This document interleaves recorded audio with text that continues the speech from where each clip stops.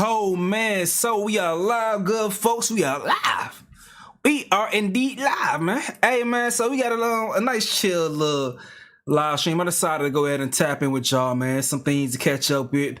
It's some long form content to tap in with too. You know, we gonna just be chilling and hanging out as a family, like cousins. You know, you pull up to your cousin house for the weekends. You gonna just hang out. Talk about the latest and the greatest that's going on with the different content. Well, I need y'all to do me a favor and hit the like button as soon as you join up. You know you got to do that for me. You know you got to do that. Hit that like button for me. And also, you know, let me know, talk your shit in that chat. Talk your shit in that chat because we do talk back. We ain't bougie. We are not bougie. We talk back in that chat, man. So listen, it's a lot of different things. I'm about to go over a little bit of the show. The show one rundown with y'all. It's not as tight as the usual Wednesday live streams because this is impromptu, just chilling, just vibing. It's some content that I didn't tap into, and so many things in such a long form that I just want to sit and hang with y'all. I'm like, yeah, you know what? Let me just go ahead and really dive into things rather than just quick updating y'all on things with normal uploads. All right, so that was what called for the weekend live streams. And I know y'all pretty much are more used to weekend live streams than normal things. But y'all popping in, man. Hit the like button. Let me know where you at, where you're from, where you watching in from. Y'all know we always streaming out of Miami, the crib. You feel me? Carol City to be exact. You know, loving all that good shit. But let me let y'all know a little bit of things talking about. We talking about all this Diddy reaction. A lot of things have been happening since 50 Cent put out that Date documentary. We're going to talk about that. A lot more things. What else we got? We got Andrew, not Andrew, but we're going to talk about that. But the game and Candace Owens got a little thing. I don't really know too much about it, but we're going to figure it out together. And also, it's just a lot of different things. But I'm not going to hold y'all back too much. Like I said, this is like on some family shit. We chilling on some family shit. So we're going to just figure this thing out. So if people pull up late, all they got to do is just run this bitch back. All right? I'm getting right into it. Fuck it. Right into the first topic. Let's go. So, I seen today 50 Cent posted this right here on his page saying, what kind of gay shit is this? Diddy send me flowers at Club 11? LOL, why all the foreplay? Get busy. You know I'm stupid. So 50 Cent joking about the shit, but these are funeral arrangements. This man Diddy trying to be on the same type of timing he was showcasing on the actual documentary. A lot of violence. Like I told you before, a lot of violence seems to be associated with Diddy and the way that he moves. So 50 Cent says, a warning, I'm 90s grimy. You don't warn me, LOL. And that's one of the worst things you can do. Like 50 Cent already been on go. You put the extra element into it as far as the death threats or whatever it may be. 50 Cent gonna take this shit to another level. Y'all know how you get down. Now, people have been reacting. A lot of different reactions to 50 Cent actually doing this documentary on Diddy. It's been a lot of that. And we did Culture Court. Y'all know Culture Court every Wednesday. We're not doing Culture Court tonight. That's for Wednesday night stream, right? But Culture Court, it was overwhelmingly in support of 50 Cent doing what he did, doing a documentary on Diddy. Everyone pretty much was on par with that. They didn't have any problem with it, especially when they seen the egregious shit that Diddy was into. Now, there were some things that have now been refuted, specifically the situation when it came to Biggie's funeral, okay? Now, on the Breakfast Club, Lauren LaRosa spoke to someone that said that they had an idea of what was going on with Biggie's money, because what happened is the guy Kirk, let me see if I can find that clip real quick. The guy that had 25% of Bad Boy, Kirk Burrows said that for Biggie's funeral,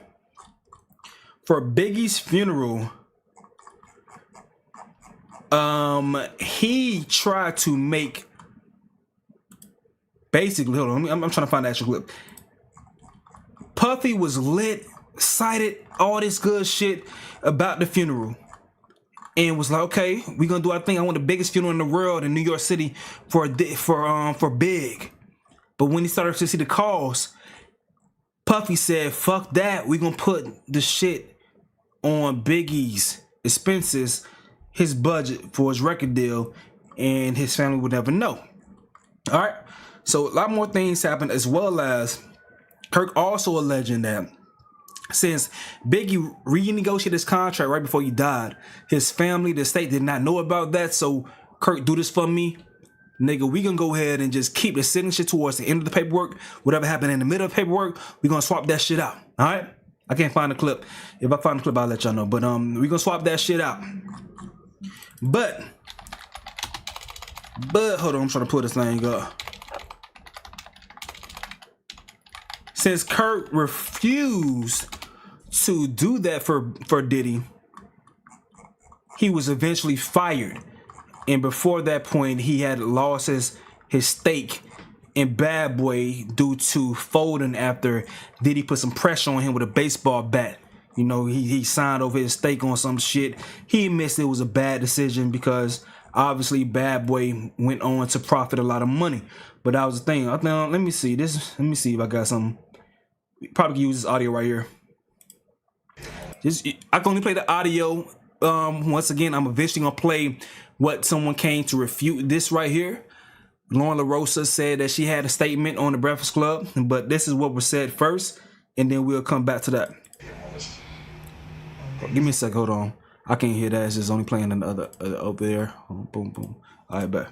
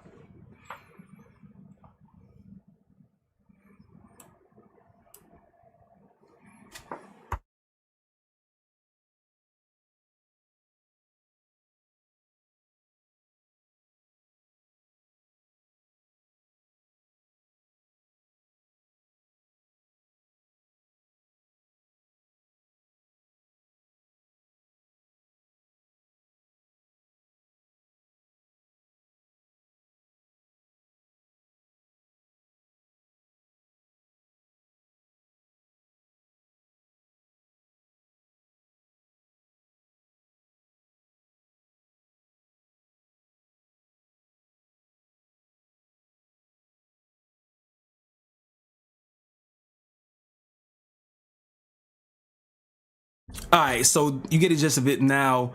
Over here is where Lauren LaRosa from the Breakfast Club said that after she shared the audio from that clip from the documentary, someone who should have some information on the estate reached out to her to refute that claim. Let's tap in with that real quick. You are not going to see this. You're going to just hear the audio. You know, I got to make sure we protect ourselves from copyright so the stream gets kicked off. But here goes with Lauren LaRosa report on the Breakfast Club. So yesterday I was able to speak to Wayne Burrow, who worked with Miss Violetta Wallace. You said it sounded muted. Am I muted? Did y'all hear that last piece? Let me know. Missy Pine was good. Andre Noble was good, homie. Y'all should hear this for sure. Wallace, who is the mother of Biggie Smalls and managing her son's estate. Now he reached out to me. My bad. That's too loud, y'all. My bad. All right, this should be good here. I reached out to him, and then he. Alrighty, y'all. So yesterday I was able to speak to Wayne Burrow, who worked with Miss Violetta Wallace, who is the mother of Biggie Smalls and managing her son's estate. Now he reached out to me, or I reached out to him, and then he was like, okay, I'm willing to get on the phone with you because he says that a lot of people have been blowing them up following this documentary. And he wanted to speak out, and he made it clear that this is on behalf of Miss Violetta Wallace. He says there are a few allegations that he wanted to address from the doc. So number one, there's this allegation from the documentary that Diddy used Biggie's record label deal, or his own money, Biggie's own money, to pay for Biggie's funeral. So Wayne tells me that is completely not true, that he himself officiated the funeral and planned it along with Kirk Burrows, who is in the documentary, Bad Boy staff, and that Bad Boy paid for everything. At no point was there any indication that any royalty statement that this would be coming from Biggie's account. So the family never paid for anything in regards to the funeral. He said Bad Boy and Diddy covered everything from the cars to the police, to the funeral itself. And they wanted to make that clear. And he also says that it's disrespectful that anybody would even imply that, you know, Miss Wallace, Biggie's mom, or any of his close friends would even be that naive to allow something like that to happen and not catch it as they're watching the royalty statements and just different things that are coming in. He also talk to me a bit about the contract conversation. So there is a claim in the doc, and this has been a claim that's been circulating for some time, that right before Biggie's passing, there was an issue with contract negotiations between Diddy and Biggie Smalls. He says that is completely not true as well. He says that life after death was already done, so there was no contract negotiations happening. He says based on the sales and of the records and how everything was moving, Biggie had already recouped. So at that point, there was nothing to be talked about. But they did go back into a negotiation because they put out more music following the death of Biggie Smalls, and the conversation they had then was just about how that would happen and how splits would be. But that whole conversation around the contract and there being an issue with that as well, there's nothing to talk about. He says the contract. I ain't gonna lie, like let me let her finish real quick. That was the contract, and people just need to leave it at that. And Barrow is Biggie's friend. He also managed Biggie at one point. He owned a remember that the what was it called? Oh, Jesus Christ, By Storm Entertainment. That's what they ran, which was exactly Missy Pine. He wanted to, but especially the contract situation, Kurt didn't do it. That's why Kurt was fired. He didn't do it. So obviously what was set in place stood in place. So if you guys said there were negotiations and you were there for the negotiations, that's after that's after Biggie already passed away. So now Puffy probably trying to test you to see what he can get over on you, so, because he passed away already. But whatever, it's right there in the contract. It's there. Kirk didn't change it. All right. Now, in regards to the funeral situation, I think it may be the same thing as far as Puffy wanting to do something, but Kirk saying this is the things that he wanted to do, but Kirk probably stopped it. But let me let her keep talking. Management coming. I think they managed Shine at one point. They managed Nas at one point. They managed, of course, B.I.G. So he would know, right? You mean Wayne Burrow? Wayne Burrow. Yeah, yes. He actively, up until the point that Miss Wallace passed away, was still involved in the estate, and he was saying that they had a process that they would do where, and it was Miss Wallace's wishes that they would do it this way, where they're not checking accounts and royalty statements just one time. She checked everything twice, saying that they had a process that they would do where, and it was Miss Wallace. You mean what was it called? Oh, Jesus Christ! By Storm Entertainment. That's what they ran, which was management coming. I think they managed Shine at one point. They managed Nas at one point. They managed, of course, B.I.G. So he would know, right?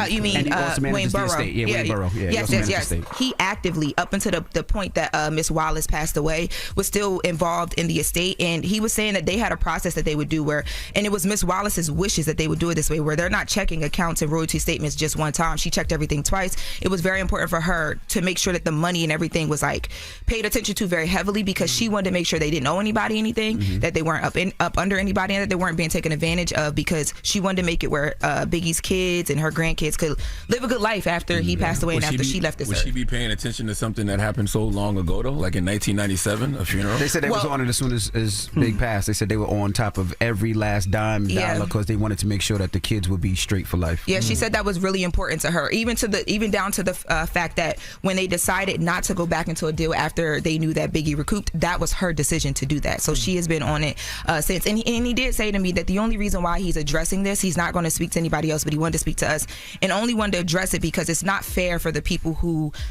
are an extension of Biggie's legacy to have to be dealing with a lot of these rumors and these different allegations resurfacing when they're just trying to live their life. And this is actually family to someone. Someone lost a father, and so it's. Why wouldn't he tell the documentary makers, though? Because I'm sure the documentary makers reached out to the estate. Like when you're doing a documentary on the level of this documentary, I am almost positive that they reached out to Biggie's estate to ask questions.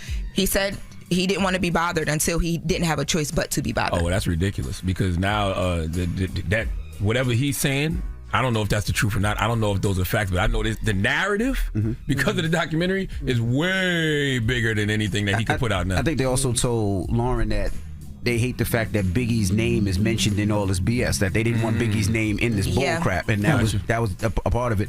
But like what Charlamagne also said, salute to Wayne, he's actually been on the show, but what's the other guy's name? Kirk. If Kirk was doing the financing and he was the one that was paying the people, He would know. It was like, it's kind of like both sides, you know what I mean? Because you can hide money, right? You can say that, you know, that we really paid for this producer, but it went to this. I mean, but there's no ways but. And you can't discredit Kirk because Kirk was the co-founder, Bad Boy, and the president at the time. So yeah. Well, I mean, there's always 2-3 sides to a story, so I'm just here to present them all as much as I can. You already told us which one you believe. No, I presented it first, and then you asked me a question. I can believe what I can believe. So Kirk and Wayne cousins. They're spelled differently as much as I can. You already told us which one you believe. No, I presented it first, and then you asked me a question. I can believe what I can believe. So Kirk and Wayne cousins. They're spelled differently. So Wayne and Kirk is spelled differently. The borough, Hey, these Diddy leftovers have lasted longer than Thanksgiving. That's right. Thanksgiving turkeys, man. But hey, dog, just hilarious, funny as fuck. But hey, man. Yeah. So the homie in the chat, let me, as y'all in the chat, let me know. Eli was good. Brian George was good. Absolute was good, homie. What's good, homie? You know, already got Missy Pond in here, Andre Noble in here. If you in the chat, let me know you're here. We talk back. We not bougie. We not bougie around that motherfucker. It's a family, man. You in here? You joining the family. All right, so hit the like button. But the homie in the chat absolutely says, ain't no way of proving that Kirk might be lying. He said he was homeless. He would say anything for money at this point. Now, I did see a clip of Gene Deal saying this about Kirk. I don't know if this shit is true. But we can watch this motherfucker. Hit the like button though, for sure. Hit the like button, man. Hit the like button right now. We got a decent amount of people, so we should at least have 40 likes on the video. We should at least have 40. If everyone hit the like button right now, we should at least have 40 likes. So run that shit up. Let's get to it. How you feel about this lawsuit that Kurt Burrows got against Puffy? Well, what I told you was, and you are witness to this, I said back in the day, people used to think that Kirk Burrows and Diddy was lovers, or they had some kind of relationship like that. Remember I told you that? And you was like... I remember that. You told me that years ago. Yeah, and you said to me, yo, you gonna speak about it? I said, nah, I ain't gonna speak about it, bro. You understand? I'm gonna wait till he speak about it. So people who had known that, I always knew that because I used to follow Puff to Kirk's house when we had the building and the red zone, and we used to take the money from those clubs and we had to drop it off at Kirk's house.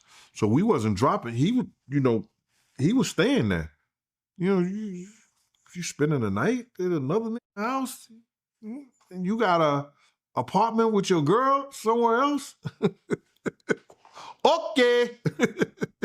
When I seen in the lawsuit that I ain't gonna lie, bro. I just feel like, and I respect 90s hip hop, but too many niggas were giving up booty for shit, dog. Y'all was giving up too much booty. And people be talking about selling souls and shit. Y'all be selling hoes. It's the same shit. That's what selling souls is. The devil don't come down and talk to you, but you give it that ass. It's the same damn thing.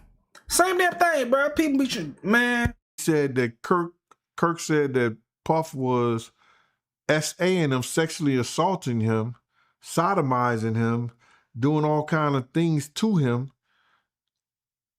I first thought like, but hold up, they was lovers or they was, but that's his boss.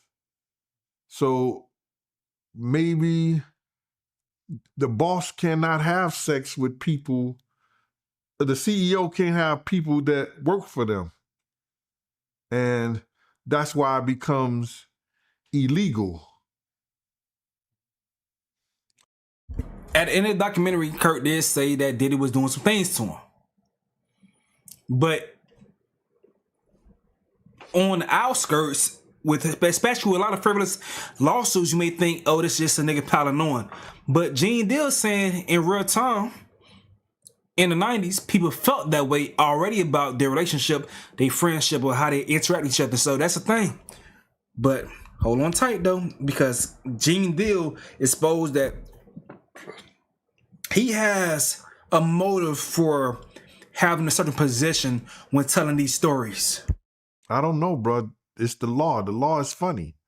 But when I seen the lawsuit and seen all the stuff that was happening and all the things that Kirk was saying, it was things that people knew. A lot of people knew that they were doing something. They were even saying that people were caught. They were saying that people were around that worked for Bad Boy was saying that they were caught in the office in some uncompromising positions. So my boy said uncompromising positions. He meant compromising, guys. He meant compromising. But yeah, that's what was going on. Now, Misa Hilton has been speaking, and she wants to reference Gene Deal saying this right here, because Gene Deal admitted that some things that he was entertaining as he's been doing these interviews about Diddy, he's been entertaining certain things or not clearing certain things up just to spite Diddy because they have beef. All right. Nigga, he can't tell you. Misa Hilton is the mother of Justin Combs, by the way, and she was mentioned in the documentary several times, especially, the situation she was in, a relationship with Eric Sermon, and then Diddy having a situation where he loves other niggas' women and tries to, assert his dominance by taking other niggas' women on some Drake shit, or Drake is on some Diddy shit, kind of correlation there. But yeah, that was a thing. So she was mentioned a lot in the documentary about that. So there's also a thing about Misa Hilton really having Justin Combs with a bodyguard. Gene Deal speaks on that right here. What kind of ammunition to bring to the fight? What you gonna load up with? You're not going to tell a nigga the ammunition that you're going to use, because you're going to use any and everything that comes your way. Like, for instance, you had niggas on the internet that said that I said that Wolf was Justin's father. I never said that. But did I deny it? Did I act like I didn't know? Yeah. You know why? Because anything that could hurt this nigga that I'm going to war with, if I don't have to speak on it and clarify, I ain't going to say, nah, I'm with a nigga. He can't tell you what. All right, so that was some of what was posted. That's something about. That's something we'll post right there. Misa Hilton said this right here. Anyone who knows me knows I'm a private person, and it pains me that I even have to post this. The harassment my son and I have been dealing with because of the things implied by Gene Deal and stated in a recent Netflix documentary has been heartbreaking. The truth is, the public is being misled about me and my child. We've been dragged into something we never asked for. A crude game built on rumors and agendas. Please take a moment before believing everything you hear. The most painful part is that this is happening because of men I once trusted to protect me, not harm me. And the saddest thing is that none of this affects the people spreading it. It only hurts me and my son. Like Gene said, we've been treated as casualties of war. With a little critical thinking, it will be easy to realize that the things being said could not possibly be true because of the results that would come from these disparaging statements if they were in fact true. This would be a post and delete, and in fact was. Protect women and their children. This is about Misa and Justin only. That shit crazy. But yeah, that shit tough though, You marry who you marry. Now, keep this thing rolling. 50 Cent posted this right here with another one of Diddy's bodyguards speaking. Roger Bond. Getting it is your bonds. Yo, man, how 50 get it? Blah, blah, blah. Yo, Puff, take this self doing that. Let me explain something to y'all. All right? Whether it's NBAs, whether it's whatever. When these young boys come in, first of all, he only deal with young videographers because he want to rob them, and he know that they want the opportunity to follow Puff Daddy, P. Diddy. They want that opportunity. So they get him at a low price anyway. But when you stay out so many hours a day, Puff wants a videographer with him 24 hours a day on call. Whether we on a yacht, whether we on a ship, wherever we at, he wants to videotape that, right? So now, they come to agreement. They come to whatever the pay is going to be. But then it'd be so many hours on that invoice that he don't want to pay.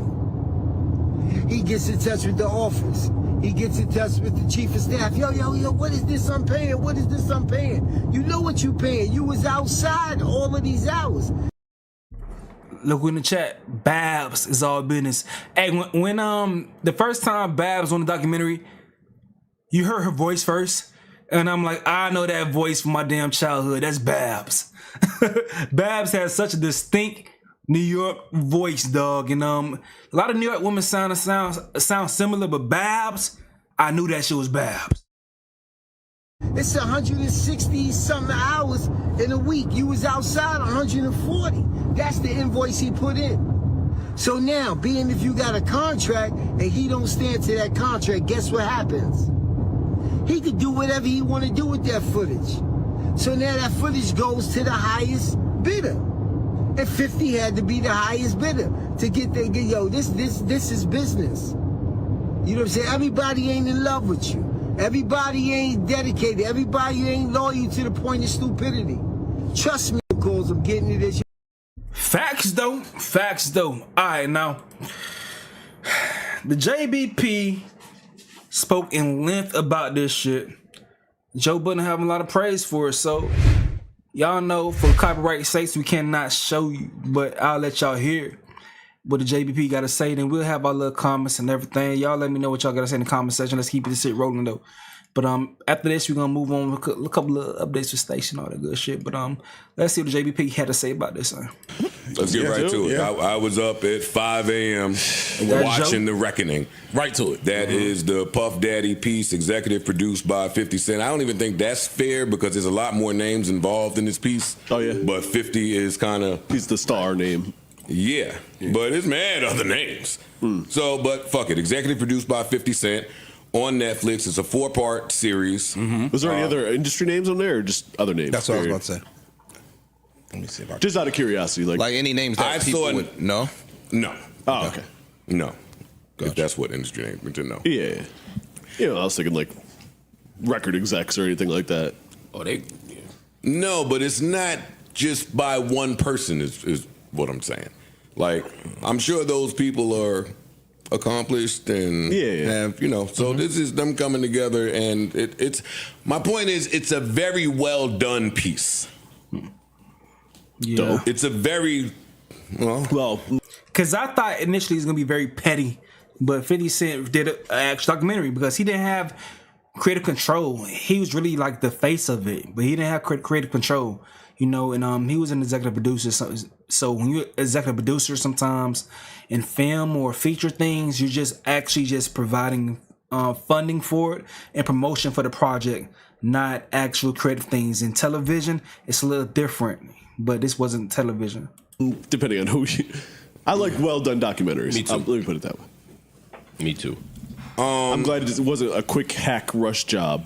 Because they did a bunch of those. It didn't come off like that at all. Yeah, they did. Hulu was going crazy. Everybody just had a bunch of. And HBO. Yeah, just showing the same footage over and over. It was a bunch of them shit. Yeah. No, this one was very well done. I watched, when episode 1 was on, I said, okay, you're recapping. I've heard all of this. They're starting at his earlier years and background and yada yada, and just how the early stages of. And I'm like, all right, we've seen all of this before. And I mean, most of the footage we've seen. Part 2 was about, like I just saw it a couple hours ago, so bear with me. Part 2 was about Biggie. Part 2 was probably the craziest part for me. In the West Coast and Pac and more shit that we've seen before. Yeah, but told. I was too young for a lot of things that they were saying in part 2. I didn't know about a lot of that differently. Shit. Okay. Told differently. Okay. This one. Ronnie was good. King D Dweezy. The line was good, homie. Jazz Glocks was good. This one did more. It basically blames Puff for Biggie and Pac. Damn. Okay. Wow. This piece which is something we've heard before. Yeah. This piece takes a lot of the reasonable doubt away. They do a good job of laying it at his feet. I was pissed by episode 2. Facts. I was absolutely pissed by it. Pissed at the doc or pissed at Puff? Fix that Puff. Puff. Oh, okay. Puff. Because the way the doc is framing it was Big didn't want to go to LA at all. Facts. Like that little segment, and we maybe have heard that before. This doc did a good job of making you say, right after Pac dies, why would Biggie want to go to LA? And then Kurt saying it was Puff, the nigga that wanted him to go to that shit. He was the one that wanted him to go, and then came and lied about this shit. That's the thing that blow me, bro. Pause. You come and lie about that shit, boy. Hey man, why was all y'all niggas scared of Puff? Y'all was that damn loyal to money to let this nigga run rampant, all this fuck shit he was doing. Y'all that damn loyal to money that y'all let him do this shit? That's crazy to me, bro. Later, finish recording the album. And I'm talking about the OGs in hip hop because y'all sat there and knew all this shit was going on and y'all let it happen. It sounds real stupid. My bad. I feel like we be packing niggas up in hip hop nowadays. We be packing niggas up. That's why a certain few have lasted for the past. It's a small amount that has lasted the past 15 years in hip hop. A lot of folks they fell off. But we be packing niggas up. I may be wrong though. Let me know what y'all think. But y'all was letting shit slide. OGs, the fuck? Yeah, it does a little bit. It does. And then they got interviews with all these key people where even if they are saying something you heard before, they saying a little more in depth. So they got the guy saying, I forgot his name. Sorry. They got him saying, "Yo, Biggie was supposed to go to LA and then run with me over to London 2 days later, but." That didn't happen. He was urged to stay. I mean, and then they get into the swapping of the Rolling Stone cover. Again, more things that you have heard. We know about that. But It's framed differently. Somebody, and again, maybe that's 50. There's somebody in the know putting this timeline together. Yeah, I was saying fuck him for the big by episode 2. It's not 50. 50 is part of the project's in motion. And 50 ain't, he not doing that. 50, it's different, his position with this shit versus Power. It's different positions. 50 not doing that. 50 came to be the face of the project. Although, 50 is an amazing filmmaker. He's amazing at that. So I just want to say this. So to say, don't blame 50. Don't blame 50 for what the fuck Puffy was doing. That's all I'm trying to say. People doing they just do on a story is not 50's fault. This is the shit that Puffy was doing. That's just being put on the summer jam screen. Like that's what's going on. It's being exposed in 4K. This ain't 50's fault. Wow. Really? Yeah, it was. I gotta watch this tonight. I'm watching it tonight for sure. Episode 3, then they get into the women and just where this that life's you know where it goes. And 4 is the end. Okay. And 4 is the end. How was it in? Like at him now? Now, Cassie, they got footage of. They got all the footage. They got footage of Ryan Leslie bringing Cassie in the conference room. That was crazy. I forgot about that. Was crazy. With Puff saying, "Yeah, I like this song, but I want to love it. I need a rapper to do this part." And his sorry ass the rapper.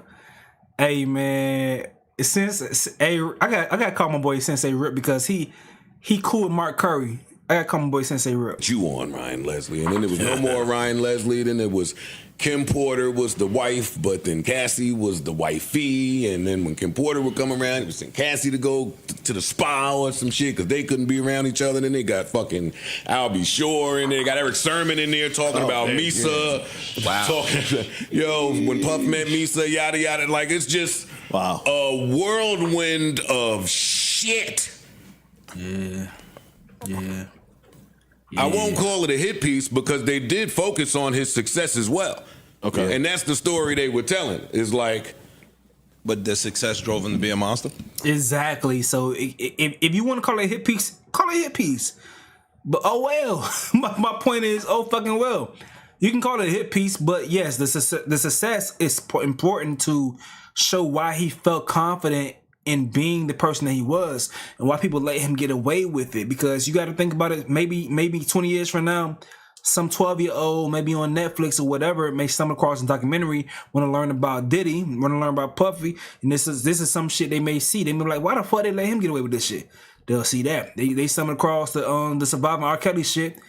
Surviving R. Kelly also highlighted why R. Kelly was such, why he was so excused for what he did, and also what he struggled with and what led to him being who he was.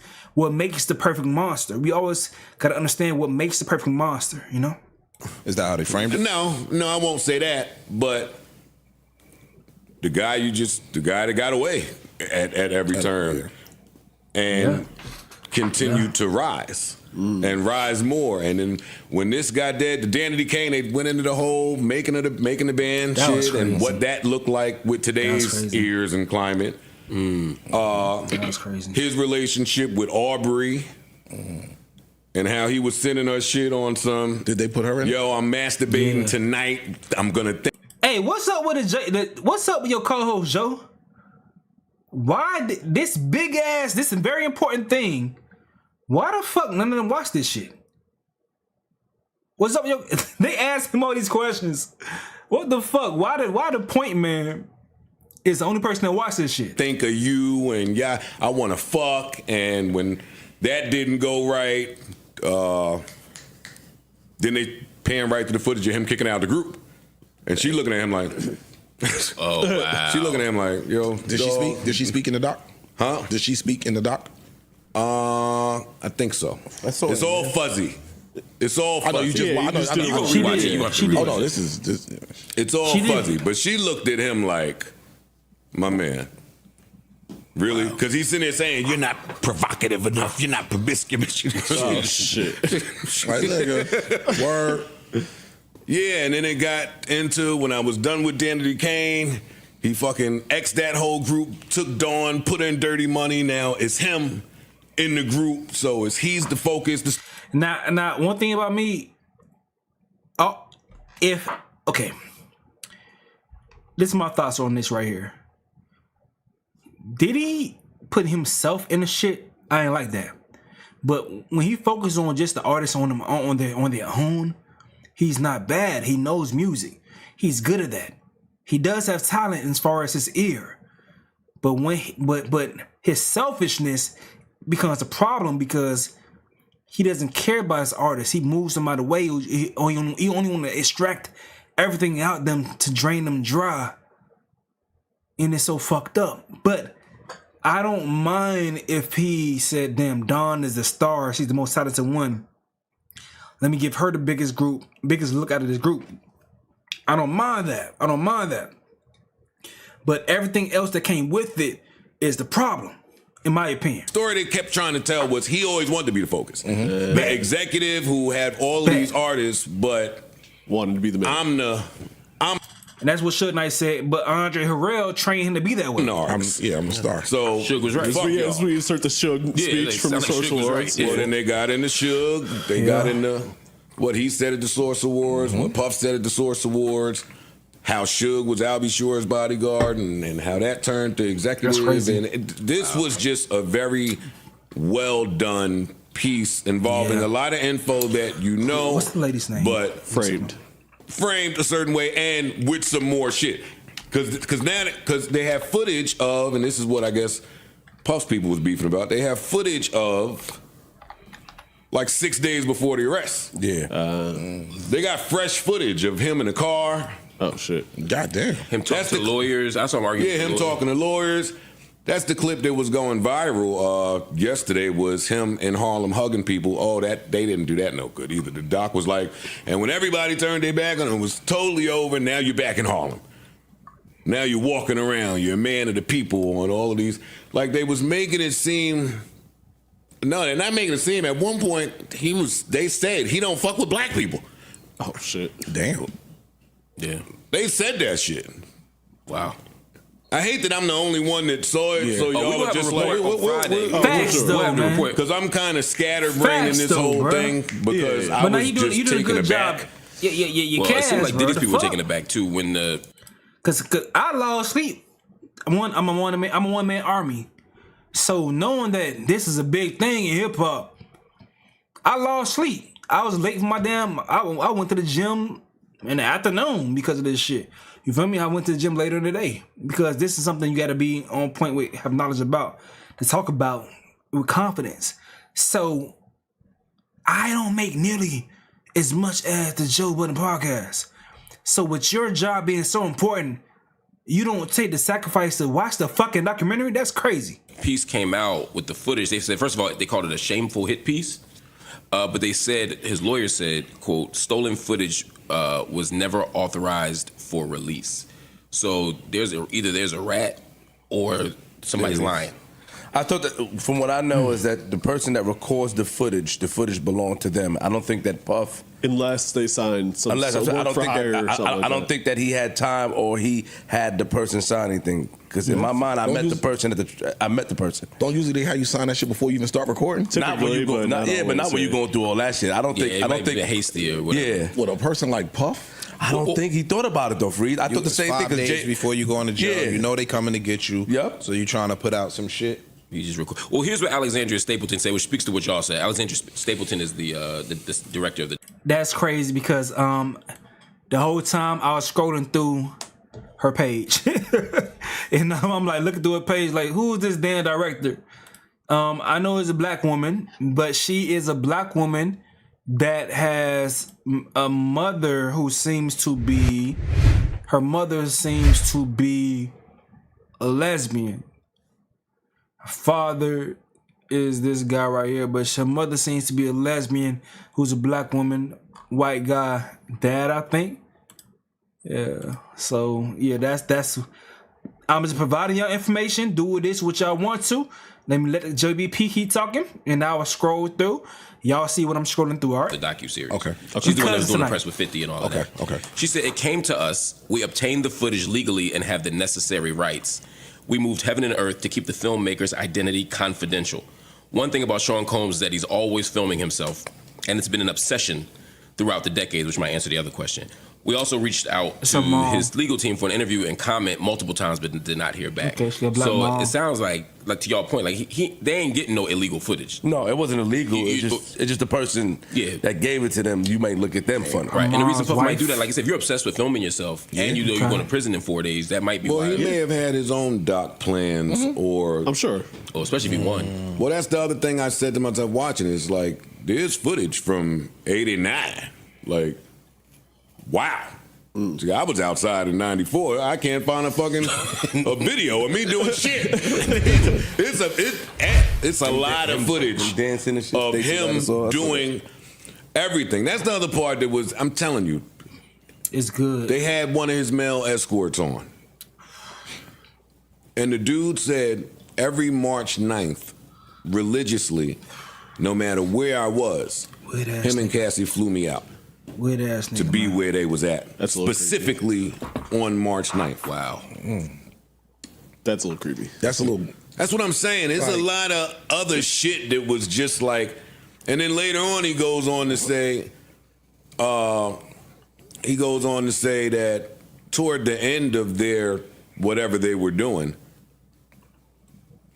they would collect his semen in a cup. And he didn't say nothing for a few times, and then finally he did. He was like, "Yo, what the fuck are y'all doing with my semen?" Yeah. And they said Puff was like, "Yo, I like to make her drink it, play with it, douse in it. Why? What's the problem with it?" And then they have him on that type of shit very early too, earlier than all of this, but you know that's there. Yeah. You know that's there. But back to the Dirty Money shit. From Making the Band to Dirty Money, the story that they were telling in there, the other girl from Dirty Money, I forgot her name. Kalia? And let me just say, the Dirty Money album is a classic. It's a great album. The Dirty Money album is a classic. And the remix album too. Fire. Nigga. They did Yeah, I they got hurt. Hold on. That Dirty Money shit. Fire. I was in college too when that shit was out. Yeah, the ladies loved that one. When I was in college, the ladies loved that one. Fashion in college was interesting too. Right now, I'm picturing shit. That's when niggas wore cardigans and shit. the girls try to dress like preppy and shit. That shit was an interesting time at FAMU, Tallahassee, the highs of 7 Hills, strike again type shit. Yeah. They're saying that the relationship between Puff and Dawn was very strange as well. Mm-hmm. Like, if you ever met a billionaire, what would you do to be his girl or be in his concubine, whatever? Yeah, Kalina. All while Cassie is there, so it's a lot of facts, it's a lot of footage.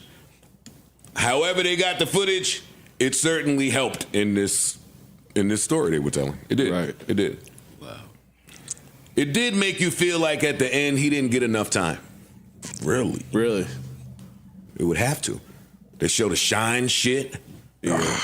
They show the girl. They show too much shit to where it's like,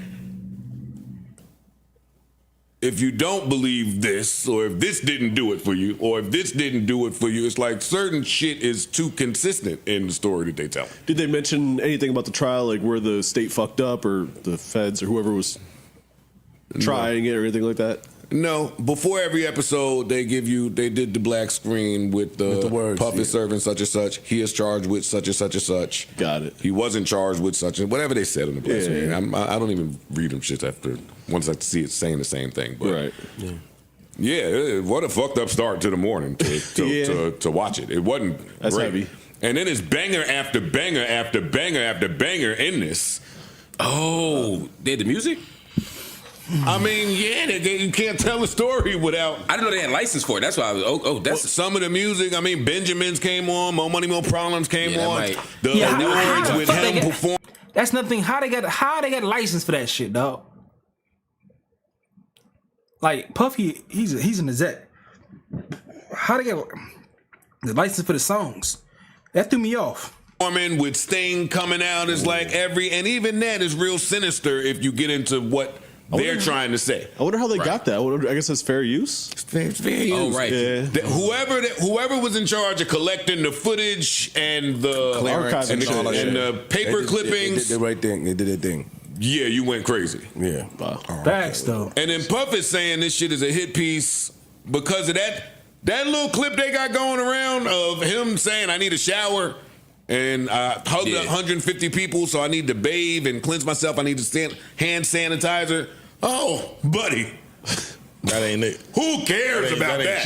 No, that's absolutely not. I actually agreed with him. Oh, he was right about that. I absolutely agreed with him. If I'm out here just hugging and kissing and I want hand sanitizer. Shake 50 hands, yeah. I mean, but he seemed to shake 50 other things at these parties. I mean, I'm saying if you're a germphobe, it's just, a lot of knobs. I'm like, but I'm telling you, that was part of them attempting to frame it like, yo, dog, he don't like them. He don't fuck with them. I didn't get that. I could take that with it. That could be with anybody, but I get what you're saying. Because I would do the same thing. Yeah. No matter what the crowd after look a like. concert, enough with I'm going to wash my hands. It's like it's not the craziest. Yeah.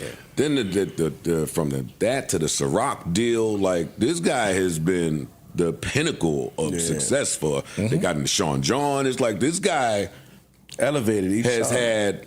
No, I had 60, 80, and 100 million in the 90s. Yeah, late 90s. Yeah, that's a long time to have a lot of fucking money. In the recent footage, he's like, "Yo, I'm on my way to the bank to deposit $200 million. They're holding the bank open for me." Yeah. God damn. Something light. Hold the bank open. I hold the bank open too for $200 million. You gotta hold the bank open. Oh, for sure.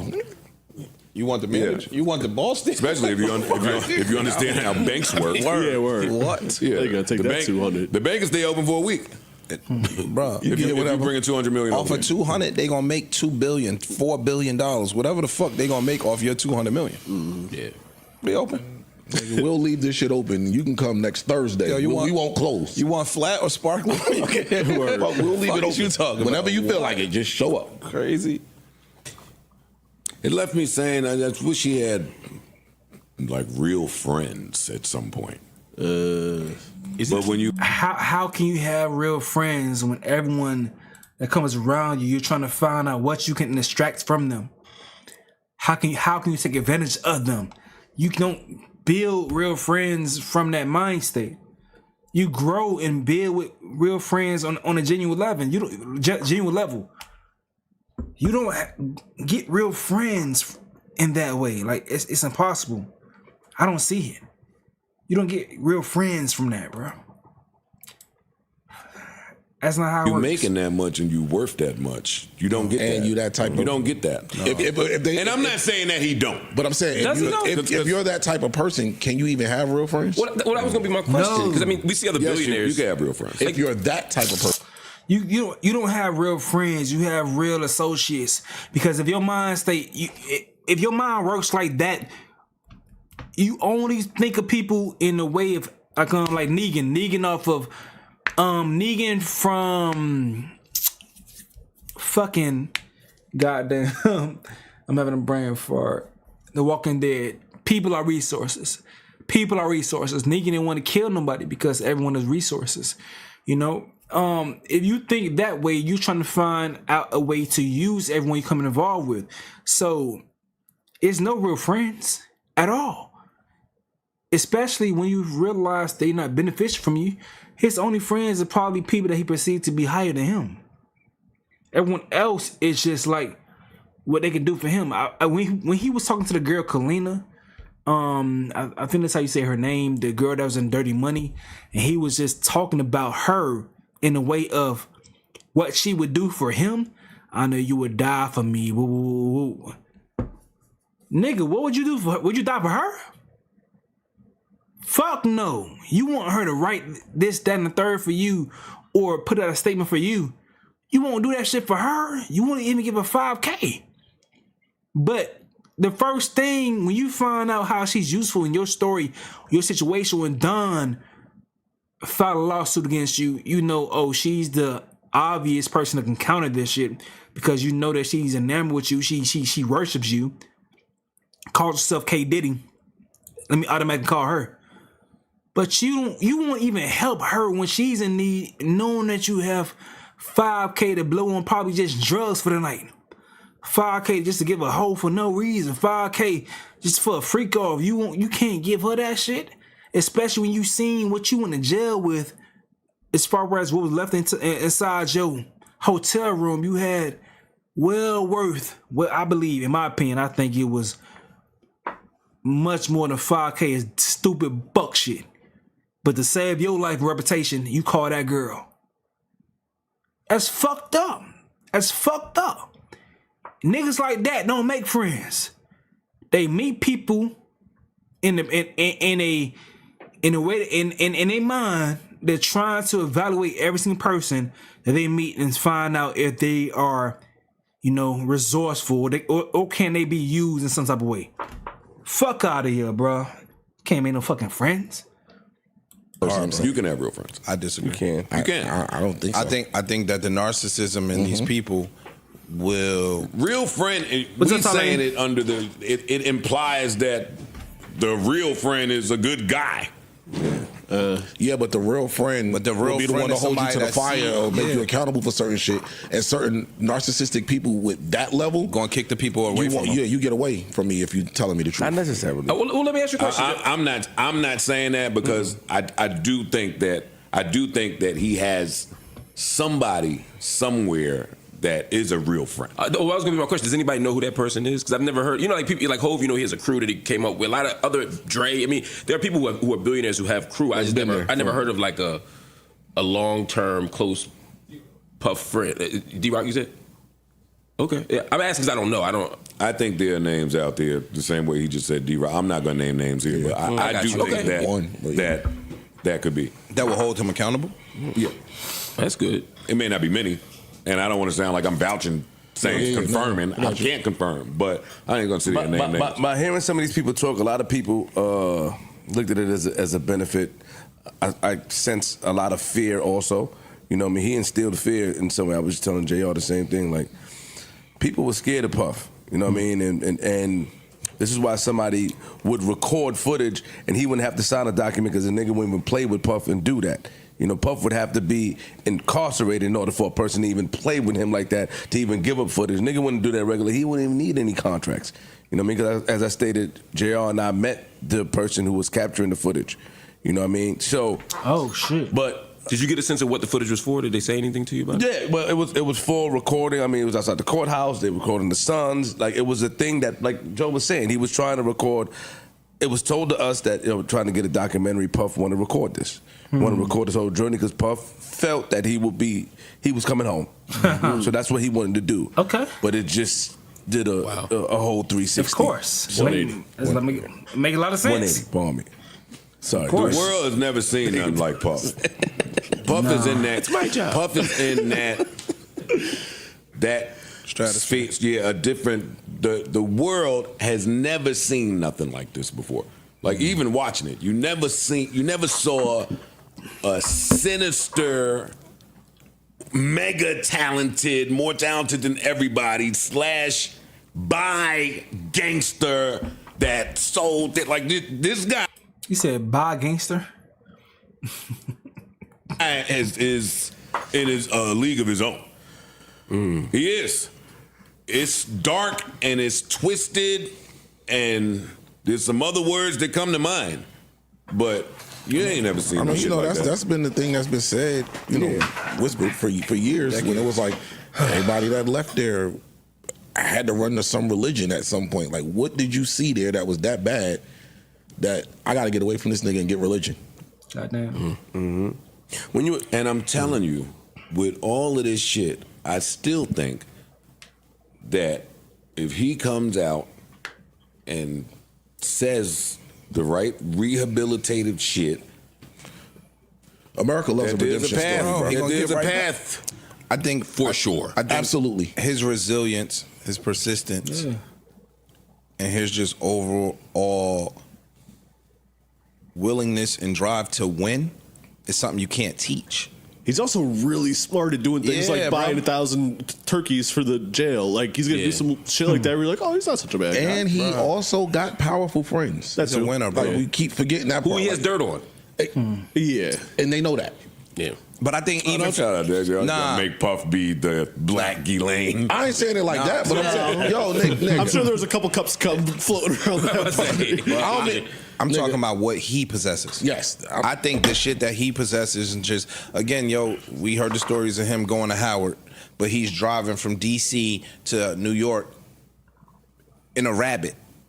You know what I mean? He's interning, he's going to college full time, and coming back to New York in a fucking Volkswagen Rabbit. Like, that just speaks to his drive and his dedication.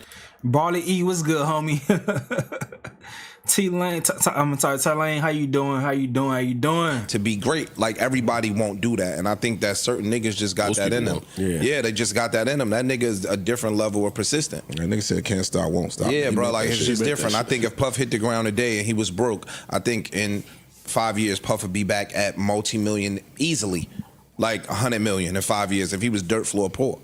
And it makes you think a little bit, Ish, like he had to be confident in the outcome because he preserved the relationships, right? I'm going to use these relationships if he does have dirt on anybody at when I need to, not at a time like this. I think it makes you think a little bit deeper, like, okay, if we say he do got dirt on people, he ain't used it at all. He took the brunt of it. I took everything. Or he has. Yeah. Well, he might have used it. Maybe more people didn't come forward because of dirt. Maybe more people didn't sign on to I'm talking about the execs. That's what I'm talking about. Oh, you talking about them? I'm saying I don't know one way or the other. I'm not saying that's the case. Okay. I'm just saying Puff is so sophisticated and power is so powerful that there's no way to know what's happening behind the scenes unless you're back there. That's all I'm saying. I wouldn't know one way or the other. I think there's also like a billionaire code where he probably is like, I'm going to go do my little 5 years or whatever. Yeah. It's going to. I mean, eat it. I'll be fine. I'm not about to piss off these other billionaires. Right. That's what I'm like. They're going to be useful to me in when I the come 5 home. years. Exactly. That's the point. Or they may aren't being useful to me now. True. I agree with that. Can I ask a question about this code? Because that was one of the things that came up during the press run. I was watching Good Morning America, for example. Robert Roberts interviewed the director and 50 Cent and other people. 50 Cent, to your point, Joe, is one of many people who are part of this series, but he's been the face of it, and obviously he's been using it to promote the documentary, but also to troll a little bit on social media. Actually, a lot for a long time. As 50 does. And some people are like, oh, you got him, you the petty king. Other people have been like, this is not okay. For example, Ja Rule, another one of his enemies, tweeted today, this is rat shit. You're a rat. There are a lot of people who echoed that. In terms of the code, is it, if one of your colleagues does something like this, one of your peers does something like whatever Puff is involved in and been convicted of, is there any violation from 50's side to make a documentary about it? Is he doing anything wrong? 50 plays by a different set of rules when it comes to that shit, though. Like, you my enemy, it's up for you forever. I want to do whatever I can to see you down. And there's some people that roll with that. I don't think it's rat shit because he wasn't involved in it with him. And I think when someone's ratting, it's the definition of what ratting is. But I don't even mean just the rat thing, because we always debate. I mean kind of like, is it just violating is there anything fucked up about it? If you're Puff. Yeah. I mean, if you did that shit, it depends on what side you stand on. Yeah. It depends on what side you stand on. Yeah. Like if you my, pardon me, Joe. If you my enemy for a long time, I'm gonna do whatever. Because we can say, I don't think Puff did anything that detrimental to make you do that. Some people can say that. In his mind, it's like, if you my enemy for a long time, nigga, I'm gonna do whatever it takes to keep you down, or whatever it takes to kick your back in. And if you on the other side, you be like, yo, nigga, what are you doing? Like, I wouldn't do this to you. What are you doing? That's not part of the game. That's not part of the code. You know, you're participating or hopping on a bandwagon and keep another man down, a black man, you know, whatever. It just depends on what side of the coin you stand on. What you saying, Joe? My fault. No, exactly what you said. Either you're on the side of you're gonna feel something when you see a black man kicking down a black man when he's at his worst, or you're on the other side of this is run of the show. And I don't think that they're enemies. I think that 50 this is his line of work. No, yeah, that's where it gets tricky. I think he's too. in television now. Yeah, that's where it gets tricky too. See, I think it's more than that. Huh? I think he views Puff as his enemy, and this is my line of work, so I can use this to drop more on my enemy. Anybody else in this line of work, we're not calling into question their emotions behind when they are doing a piece. The rules change when you play a different game. He's in a different sport now. Yeah, he's in movie and TV, and that's the gig. Yeah, but you ain't did this for nothing else. Like, you are specifically targeted. We know you've had beef with this man for years. Less money and everything else. I'm just saying, if that's my enemy and I see the opportunity, and this is my line of work here, it's just a perfect storm. And I'm not saying but that's still my enemy. I'm not saying he's never done this before. I think that a lot of what he's done has been his interpretation or interpolation of something that happened. The fucking Life series on ABC, true story. Fucking the BMF shit is a true story. So yeah, but I'm talking about trying to, again, with enemies. You know, you look at Ja. Every chance he get, he tries to step on Ja. But every chance he gets, you keep inserting the word enemies. Because I believe that shit tied to that nigga possibly dying, man. That shit tied to him possibly dying. If Ja want to stand on that side and Puffy stands close to that side as well with Jimmy Hinchman, being affiliated cool with him, then fuck the niggas forever, dog. Like, it's not as simple as y'all want to make it seem. But I understand y'all got big platforms, so y'all don't want to mention it. But Puff cool with Jimmy Hinchman folks, dog. It's deeper than just the baby mama shit. Nigga cool with niggas that try to kill me. Fucking forever. If I'm 50, that's how I'm thinking. Nigga cool when niggas try to kill me. They also do shit that I don't feel.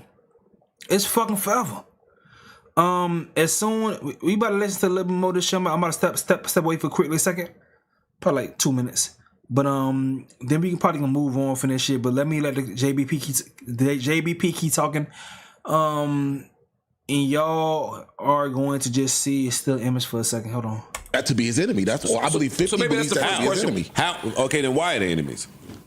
There could be some. There's some whisperings. Oh, I haven't heard those. I'm not. Merch coming soon. Yeah, I gotta restart my merch shit because I already did merch before, and I got some dope ass pieces. But merch coming soon. I'm right now. I'm getting back into fashion. As I'm getting back into shape, I'm getting back into fashion. So one thing about me with merch, I want the shit that I put out there to be something that that people could wear casually when they go out. You feel me? I want real fashionable pieces. So merch gonna come soon. I'm still working on things. I'll let y'all know when we're gonna drop, dog. But let me let this run. I don't want to broadcast them, but and if that were to be true, I could understand it. Well, I think one way to think about Ice is like there's certainly evidence that he would have an issue with him. It's just a question of whether that issue rises to the level of enemy. Because you can have beef with somebody, but not. not enemy, because with 50 as an enemy, it's up forever. Is the Puff shit that intense, or is it also just competition? That's for him to decide. Though. Some niggas, if you know what I'm saying, that's the line for me, right? Like if I'm in the TV business and I could shoot anything, make a documentary about anything, and there's this one thing that could be put out about an enemy, yeah, I might take that opportunity. You just did. Yeah, that's different. Which we'll get to too. But if it's just somebody who I have a friendly competition with, then I might not double down on it. Some people are different, and that's what I'm saying. It depends. Some people are better at playing chess, Mark. That's how I look at it. But what's the end game? What does victory look like? Because I'm pretty sure that there were things that, if we look at it from a different scope, that Puff did to take shots at Fifth at certain times. You know what I mean? If you just know the no. So, but wasn't Puff on the I Get Money remix? Yeah. Mm-hmm. And it was funny because when they were in that studio together, I mean, all right, so that's the difference to me. And I'm not saying like that means so much. But even in that, because I mean, 50 and Jay have had tensions, but there's no beef, right? And I think that's the difference. That's what I'm saying. Yeah, I think the beef started after that, by the way. Well, from what I remember, yes. When Hov went through this fucking funny shit recently, Fifth put it on. Yeah, he was going at him. Fifth was at him. Yeah. And that's what I'm saying. He does a little bit of troll, and he's always competing. And we start this. We start this with knowing that he don't give a fuck. Right. Yeah. We start this just with a common knowledge that 50 don't give a fuck. Right. And for me, it's hard to find any blame or assign any blame to 50 because Puff did all this shit. Exactly. That part too. So it's like, it's one thing if like Puff just went broke. Let's just say he developed a terrible heroin addiction and he had gone broke. No crimes, then just went broke. If you make a documentary about that, to me, that's like petty. Yeah. That's petty and like unnecessary. But like making a documentary about somebody who actually did harm to people and was found guilty in the court of law. And, yeah. Well, that's why calling it a hit piece is laughable, because you'll call the piece on it a hit piece, but not the piece in it. Right. Yeah. Right. Right. I'm watching. I'm definitely gonna watch it. Oh, I'm definitely watching. I'm definitely gonna watch. I thought I was watching 50 do the press run. Did y'all see him do the press run? Because he was basically downplaying all the beef. He was like, "There's no beef. We had a little competition, or there was no competition. I just didn't like the fact that he came after. He was trying to holler at me. And he was explaining this to Robert Roberts. And I don't think he was like, he just came at me a little side. He kept trying to take me shopping and see what he could play with me. Implying that Puff was gay. And I'm like, you telling us to Robert Roberts, who may be the gayest announcer on TV. So it didn't go the way I think he wanted it to. And then I saw the director kind of jump in and say, no, it's not about that. It's also about all this other shit. A lot of people were involved in it. So I think they're going to have to be very careful how they frame the whys. How they frame, yes, that's exactly right, on this press run, because you don't want it to look like a hit piece. You also don't want it to be about Diddy's sexuality, all these other things, if you want the mainstream to embrace this. Because this could win a lot of awards if it's as good as you're saying it is. Because people love to give awards to shit like this. Just like the R. Kelly. True. True. They love to give awards to stuff like this, and they should. R. Kelly shit was appointment viewing. That R. Kelly shit had each and every one of us at the TV. I know. I didn't even go finish watching. I never got through it. For real? I never watched. I've seen enough.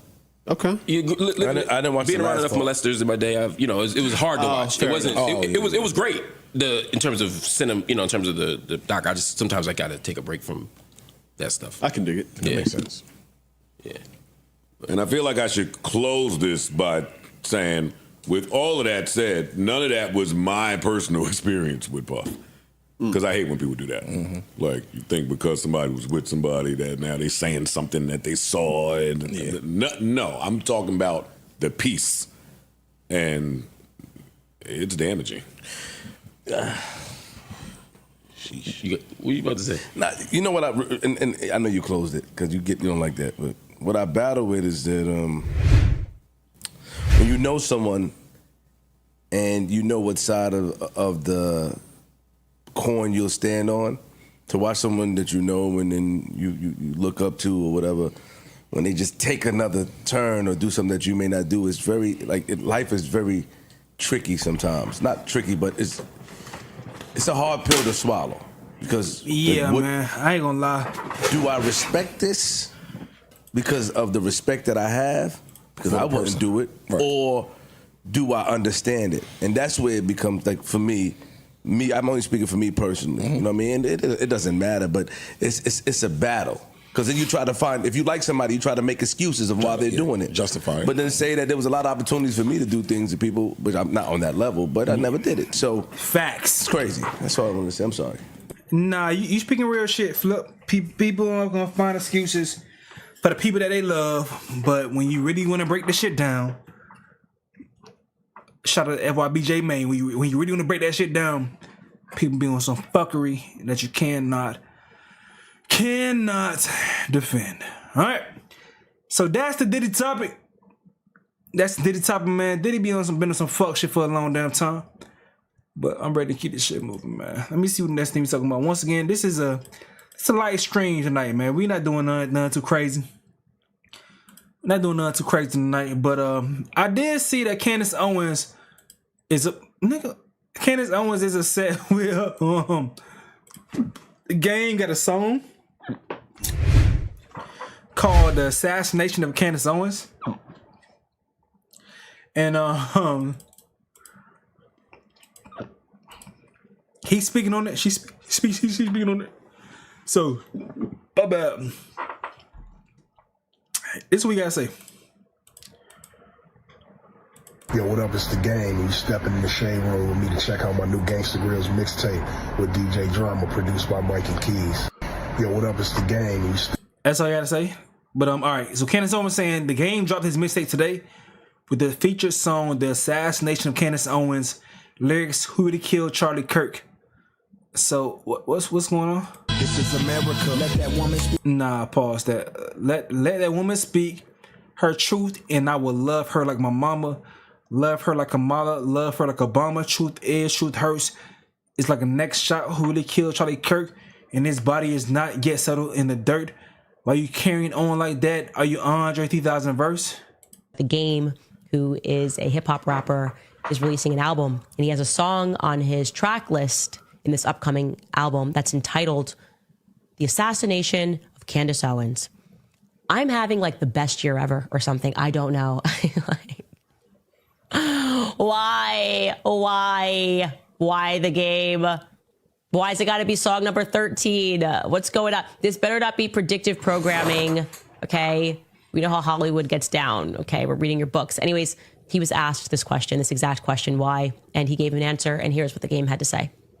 So you got this new mixtape dropping, and then there's this like one track called "The Assassination of Candace Owens." Yeah. Why that title? Because recently I've been seeing like conspiracy theories and about Candace Owens from herself, self-admitted. She feels like people are conspiring her. So what it was is more so The Game, who is a hip hop rapper, an assassination of the character. So I just used that because it was like current news, but it's not. The song is not about Candace. Oh, okay. So it's just a little bit deeper than okay. Yeah, I'm a rapper. It's typical Game shit, name dropping. This is what Game does. We use metaphors, Okay, but are you worried about Candace coming for you about this? I mean. Yeah, no, I'm not. I'm not worried about Candace. But then again, you got to hear the song. Okay, so she'll understand if she hears the song, maybe. I mean, the thing is, she said that people were trying to assassinate her. So all I did was. I ain't gonna lie, man. Candace a little attractive. She got her little. I hate her stances on a lot of things, but she a little attractive, She's a black. At the end of the day, black women. I like black women. I'm attracted to black women, so. She's a black woman. I know she be on that coon shit sometimes, so it throw me off. But say it too. You know what I'm saying? So again, the song is not about her, but Candace Owens, man, she real smart, really intelligent woman.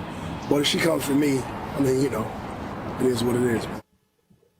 It is what it is. There's beef in these streets, okay? There's beef in these streets, and you better be scared because maybe I am coming for you, okay? I could be coming for you. I might drop a whole album. I might drop a whole mixtape too, okay? Anyways, I think it is a form of flattery, obviously. An assassination. I'm friends with Ye, and he makes music, and they do use a lot of metaphors, so I'm not offended by this.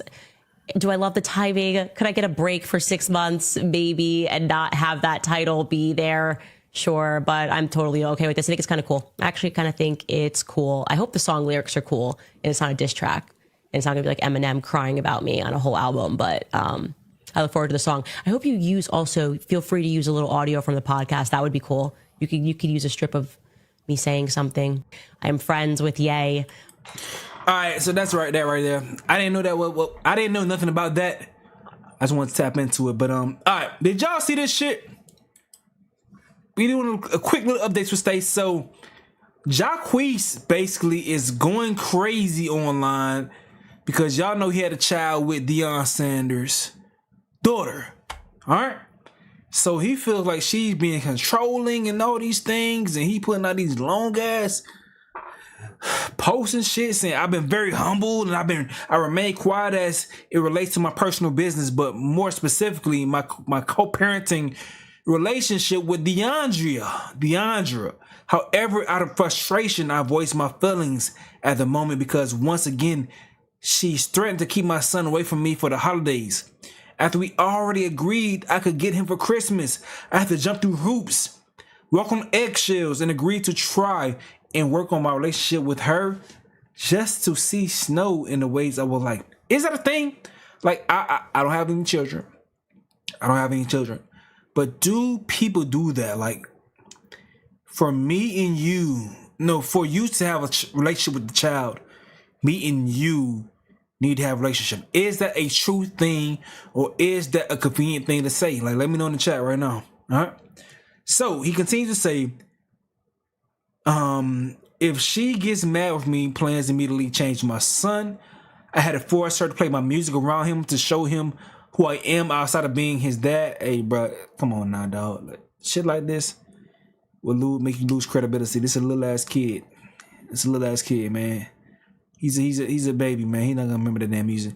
All right, so the pics she posted are from several times where she has popped up on me unannounced. Halloween weekend we agreed on, and a few more times recently she allowed me to spend time one day with them, only because she had something to do in Atlanta. I took him to see my family, his family, my family. That where we at? Let me catch up over here. We got that shit all over here. Boom, boom, boom, boom, boom. Family that she doesn't want him to know because she's controlling. She only wants him around her family to further perpetuate the narrative of absent black fathers. 2 pictures with her present and 1 video mean nothing. The facts don't change that I jumped through hoops for my boy. The courts are involved, so y'all know. And it will all work out for Snow's good. All I want is to be his father. Her issue is that I can't be the man she wants me to be right now for her, so she uses the only thing she has to control me, our son. I've been like everyone else does. Have a great day. And to my fans and the world and my family, sorry for putting my personal business out there, but I'm a human. I think like I feel only sorry for the child because once again, it's too many examples for both these folks. For the man and the woman, it's too many examples of the same damn situation. And y'all bring a damn child into y'all situation, which was already fucked up. He already was dealing with an ex, not fully committed to her. And also him not being fully committed. Why would you have sex with her raw, come inside of her? So both people hold responsibility for the situation that they brought the child into. I'm not gonna feel sorry for none of y'all ass. It's been too many examples. I'm not picking sides. Only people that will pick a side in the situation, in my opinion, are folks that may be, projecting whatever they experience in their own life. Because every person, except maybe the controlling thing, because she may feel like her family is better because of the Sanders name and shit. But fuck all that, man. Nah. Everything y'all had going on with this relationship was stupid. It was turmoil from the beginning because we seen it. Like, the best relationships, we don't see. Social media don't see. The best ones, we don't see. The fact that we were seeing all the ins and outs, shit involving that girl from Chicago, I can't think of a name right now. There was into a lot of fuck shit, but let's keep it a bit pushing. Next story though. So Iman Shumpert had a situation where he was dealing with a woman and police was called over to his crib. All right. So let me read this over here before we press play on this video to give y'all some type of understanding. Basically, there was domestic violence allegations on Iman Shumpert. So let's watch this video. Ask her. I went Matter of fact, if y'all don't mind, once again, this is not a normal live stream where I got everything pulled up. So if y'all don't mind, I get a better video for y'all. Get a better video for y'all. So y'all can, really vibe and see what's going on. Alright, here we go. There y'all. That's y'all some real ones. Thank you for your patience. Here we go. Here we go. Here we go. Here we go. Shout out Sam Sneak. I went into the room, I was talking. I did not hit him. Never did I ever. I never said you hit. Alma, what's good? MBRN was good. I'm showing love to people I see join the chat. Storm Thomas was good. What's good? As you join the chat, talk your shit, cause we talk back, man. We are not booge over here. We are a big, happy family that show love to everybody that hop in. Okay, So once again, this is Iman Shumpert's arrest, and we trying to see what the hell happened. Ask her. I went into the room, I was talking. I did not hit him. Never did I ever. I never said you hit him. Okay, so where is the aggressiveness coming from? I never said aggressive doesn't mean you hit him. So you said I was aggressive. That doesn't mean you hit him, but you told me. Danique, Jam Squad. Whoa. What you know about that, Danique? Whoa. Ask her. I went into the room, I was talking. I did not hit him. Never did I ever. I never said you hit him. Okay, so where is the aggressiveness coming from? Okay, nigga. So you said I was aggressive. That doesn't mean you hit him, but you told me you went into the room. Did you call the ride? She was in the room. So at what point did there become aggression between me and him? I'm going off the story you said. So you Okay, so let's find other witnesses for the story. You said I was aggressive, so how? I didn't say what you told me. When we went into the room, you upset that he was in the room with the other girl. No, I wasn't. He removed you from the No. room? See, you pick and chose what you felt to understand Okay, from the story. repeat the story. I said we were talking about another girl. Okay. Prior to this, it's a whole bunch of girls. It's another girl from this. She was on the phone. Not her. Okay. It was another girl. And she was on the phone and we were discussing the situation. So when I knocked on the door, and then he opened the door, and then we were discussing it. He got upset, obviously, because he wanted to continue the situation with this girl. So he got upset, not me. Okay. So the only other option would be to criminally trespass her from the location.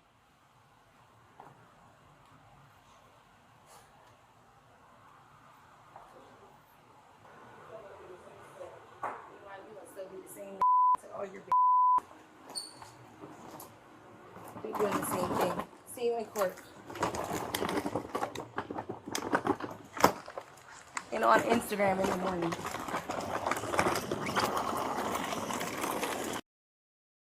Hey man, it's cheaper to keep her. Like, I ain't gonna lie, bruh. When you get famous, get you a baddie, settle down. Focus on your kids, have fun with your kids. That's how I think. I may be so damn naive to his lifestyle because I'm like at the tip of the iceberg. So like, I just feel like get you a baddie, settle down. You don't have to worry about this type of shit, dog. But okay. Like I told y'all, we just at the tip. We having fun. We having fun. This is a very impromptu live stream. Just a bunch of big ass reactions and shit. Nothing too crazy, but I did want to talk about this situation right here. We covered this a little bit a while ago, but this lady was sentenced to life in prison because she came down here from up north to confront her husband or boyfriend's chick. Went to a crib after being blocked by the girl. Ended up killing her. Got sentenced to life and all this shit. Crazy ass story, but they got this shit. We gonna tap in and vibe to it and see what's going on. Need from Broward County. Oh, Broward County, you right there. You family.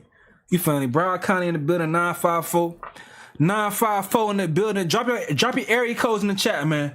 Don't be shy. We talk bad. Drop your area codes in the chat right now. I'm gonna lead the way. Real fire. Boom. But all right, so this girl right here, she went from New York. What's New York area code, by the way? I don't know. She went from New York all the way down to Miami or Broward to confront a girl for dealing with a dude, end up catching the body. Let's watch this. Once again, this tonight is a night for long ass reactions. We hanging out. A woman's jealousy became a motive for murder when she went to the extreme to take out another woman she thought was standing in her way. She was pretty. She like Ashanti. The second time I seen her car outside, I'm like, she has to be here. So when I came, I knocked really hard, and she has a little dog, and she didn't answer. So I just tried the door, and when I opened the door, she was on the floor. This is Inside the Crime, presented by Law and Crime. I'm Elizabeth. 954 in the building, man.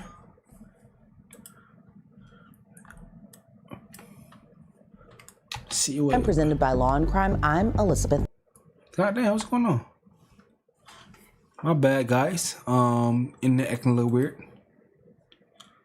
This is not normal, cause I pay a lot of money for internet. I got an expensive ass computer and fast ass internet, so this should not be happening. And shit like this make me mad. Don't y'all be pissed off when shit y'all pay shit you pay money for don't work out how you supposed to work out? America's largest. Oh, Morgan, yeah, get that money. I get that money too. Shout out Morgan and Morgan. But all right, here we go. She went through TSA wait times in New York to delete somebody. She deserved the time. Real shit though. I ain't gonna lie. This headline, Elizabeth Milner, this headline right here, I'll bet bread she's old. In this case, though, it escalated into something far more dangerous. He came here and found my cousin. Is that really my cousin bad, really? I haven't been in there, I don't know. July 13th, 2022. We're in Tarmac, Florida. It's just before 3 p.m. Tarmac? You mean Tamarack? She said Tarmac, Florida? Hold on. Escalated into something far more dangerous. He came here and found my cousin. Is that really my cousin bad, really? I haven't been in there, I don't know. July 13th, 2022. We're in Tarmac, Florida. It's just before 3 p.m. Then a frantic call comes in to 911. 911, what's the address of the emergency? Oh, ma'am, I don't know the address. I just came. Okay, what is the apartment number? Do you know if that has a building number? I could go downstairs and check. 1 second, please. Stay on the phone with me. What's your phone number? Hold on, man. Hold on. A Broward County deputy responds to the Tarmac Village apartment complex. They learn a woman is unresponsive while in her second-floor apartment. Does she live alone? No, with her mom, but her mom is a flight attendant. No one there. How do you have access to the house? I can't. Don't touch anything. She gotta say, she don't need Tamarack. That's Tamarack. I didn't have access. I've been.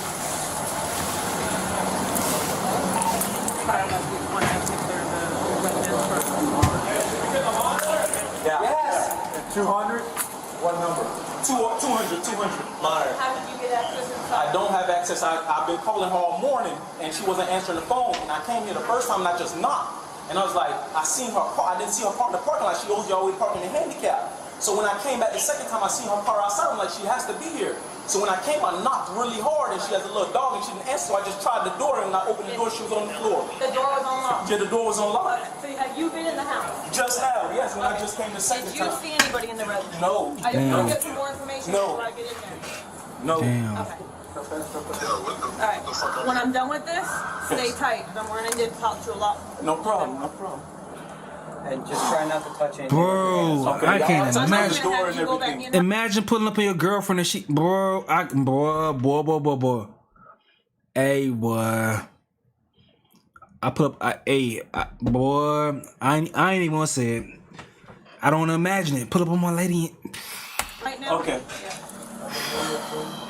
Is it a 1 or 2 bedroom? It's a 2-bedroom. Was she on any medication, anything? No, not that I know. She worked a party last night, and then that was it. And I called her this morning. I was calling her this morning, texting her, and she was her phone was delivering it to me. Who is she to you? Sorry. She's like my girlfriend. No, that's fine. Yes, she's like my girlfriend. Yes. Yes. Right here. No children. Just a little 200 right here. To the left.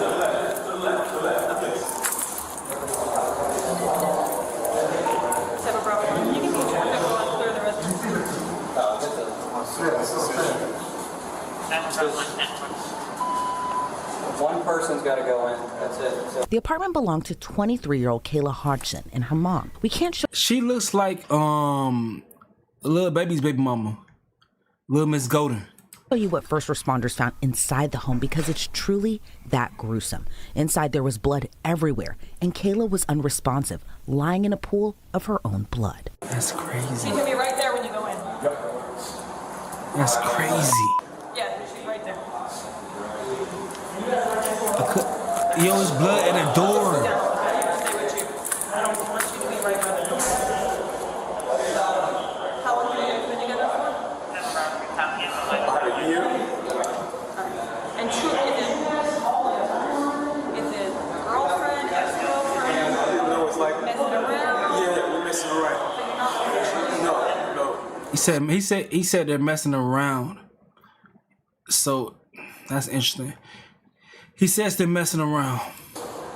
Just so I can read his handwriting. But y'all know, like, in homicides with a woman, the first person they question or they consider to be the perpetrator or the suspect is always going to be the closest man involved, because a lot of times in women of any race, because y'all know a lot of people perpetuate that black femicide is a thing. It may be, but that's not an isolated thing as far as race. In many times, most often, when a woman is killed, it's by her partner. Most often, that's the first person to look at, or it's it has to do with the partner. You feel me? That's your first name? Yes. Doesn't matter the race. It could be white, Hispanic, Asian, Indian. It doesn't matter. It does not matter. Rivalto discovered Kayla's body, and he confirmed he's the one who called 911. Hey, listen, man. I'm sorry you're going through this. We're going to do everything we can to help you out. We'll be here for you, all right? I appreciate you talking to me and being cooperative and calm, all right? We're going to have a million questions to ask you. Just bear with us, all right? Okay, you are her... What's a phone number for you? You got a cell phone? Do me a favor. Just like your hands, don't like wipe them all. Yeah. Just leave them there. This from me pumping her chest. They told the paramedics told me on the phone to pump her chest. Problem. Okay, so how do you know her? That's like my girlfriend. We've been messing around for like over a year now. Okay. I'm moving because of COVID and all that. So okay, you want to stay here? I'm sorry. No, I'm not trying to be rude. Oh, it's okay. So you've been dating her for about a year? Yes. Are you her only boyfriend? I have no idea. Okay, Just no messing problem. around. Okay. And for about a year? Yes. How did you meet her? We met at a party through mutual friends. Okay. One of her friends deals with one of my friends. Who does she live here with? Her mother's a traveling attendant. Mother is a traveling attendant? Not a travel attendant. Flight attendant? Flight attendant, I'm sorry. Do you have any of her information, phone number or anything like that? Yes, I have her phone number. No, that's it. That's his girlfriend. That's her girlfriend, bro. It's cool. Okay. You know her name? Kayla. Her mother's name is Kayla? No, I don't know her mother's name. Okay. Hey man, hit the like button, bro. If you're not gonna comment on a video, it's okay, but at least hit the like button, please, for me. It's one click away. Hit the like button, man. We good. All right, hit it. Your girlfriend's first name, Kayla? Did you? Yes. Say? Can you spell it for me? Kayla. What's her last name? Hodge. Hodg. Do you know her birthday? I can get all that for you. When's the last time you spoke to her? And I want to block access. Yesterday. Yesterday? What time? Right before she went to. Matter of fact, I came here yesterday to pick up some money from her around. I had a flight. I came in. I had a flight. I say I got here around 7 o'clock. 7 o'clock yesterday, and she broke the party. Hold on. You were here yesterday at 7 o'clock? 7 o'clock. PM or AM? PM. 7 PM, you were here? Yes. And she was here? She was here. It was her and her dog. You said you picked up money from her? Yeah, I picked up money from her. I had some money because I do real estate. Okay. And I had some money wired to her. Oh, okay. I got the money from her. Okay, hold on one second. Where is her dog now? Her what? Her dog. It's not. I thought it was in her home and her mother. It might be. I don't know. Okay. Okay. I didn't search the house when I was there. Okay. So you picked up money from her yesterday, last night, and then what'd you do? I went home. Okay, and then what? That was it. I was home all day. I was home all night. Okay. And this morning, today I got up. I called her. She wasn't answering because I know she worked the party last night. I know she's a bottle girl at a party. She what? She's a bottle girl at a party. She works a Jamaican party every weekend. Every Tuesday, I mean. Where's that at? It's right down the road in this plaza down here. I don't know the exact place, but it's a plaza. On Commercial or no? In Lauderhill? On Commercial. Commercial? Yeah, I think it's on Damn. Commercial. So she works a Jamaican party every Tuesday night? Every Tuesday. She's a bottle girl. Yeah, she's a waitress.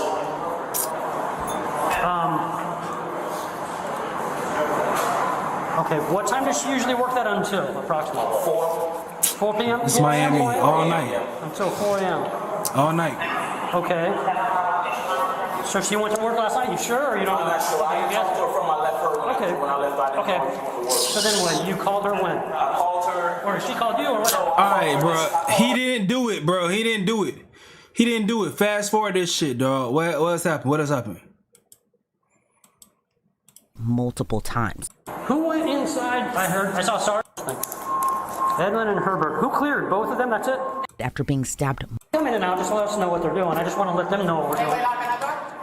I did not. Did anybody knock on that door? Kayla died after being stabbed. Okay. Investigators confirmed Kayla died after being stabbed multiple times. Unknown to Rivalto at the time, someone made a visit to Kayla's apartment earlier that morning, and she was captured on a neighbor's doorbell camera and the apartment's surveillance camera. Hi, I'm Deputy Hughes from the Sheriff's Office. You have to stay in your house for a little bit. We're working on an investigation out here across the street at your neighbors. Okay. Do you have access to your ring camera? Yeah, if you can, come down to my It's been on and off. Have you heard anything in the last maybe 24 hours? I would say nothing unusual. Okay, what is the norm? Oh no, I'm just saying, like, you know, when you hear noise through different parts of nothing. Bruh, come on now. Y'all, man, they just showing a straight nipple. All we see is straight nipple. How can I not focus on a fucking nipple? I better understand what they talking about, bruh. It's a straight hard ass nipple. Any yelling, screaming type stuff? No, I haven't. Okay. How far back should she look? A doorbell camera captured a woman around 5 a.m. that morning wearing a wide-brimmed hat, gloves, and a COVID mask. What's more chilling is Kayla's killer took off in her clothes. Back at the crime scene, Kayla's cousin arrives, and her response is heart-shattering.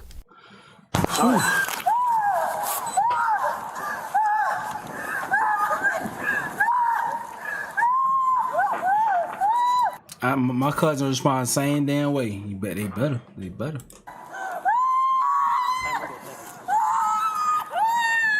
I just went on, so.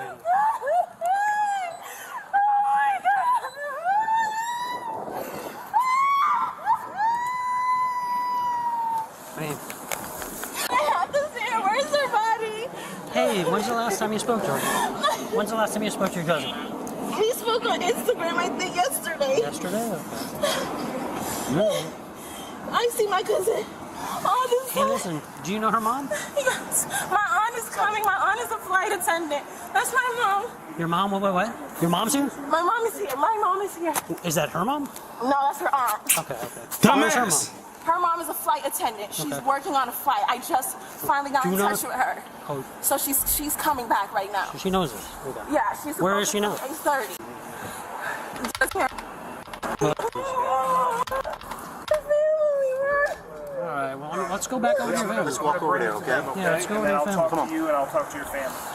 Are you?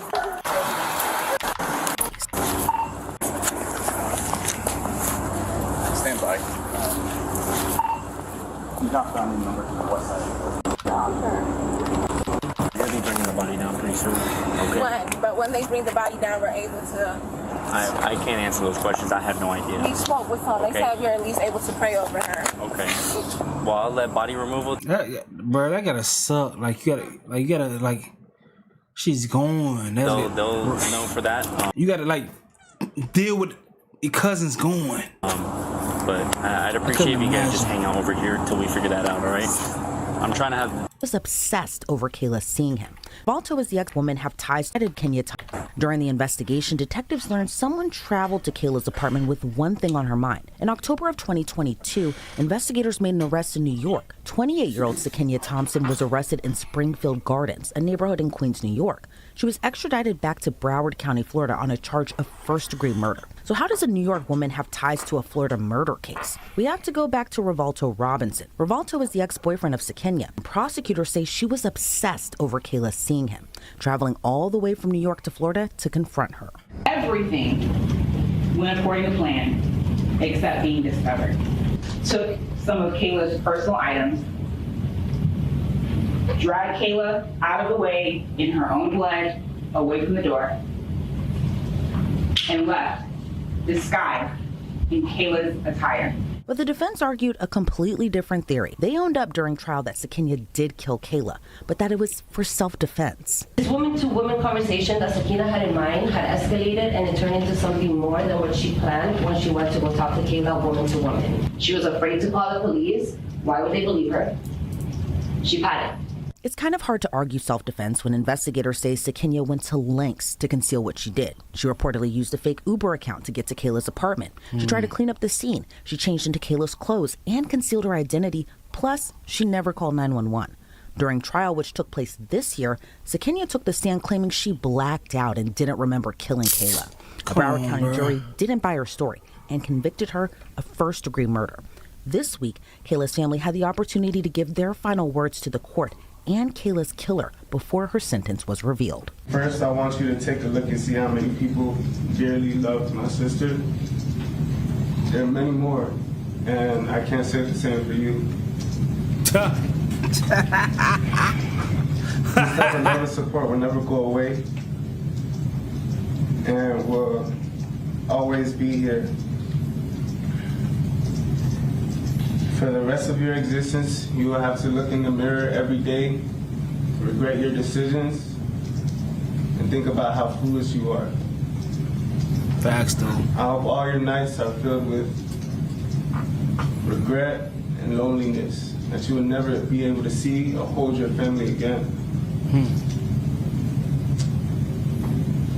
Judge, I was advised not to say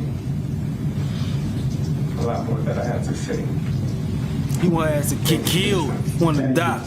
On July 13th, around 3:30, I received a phone call that Kayla was found dead in her home.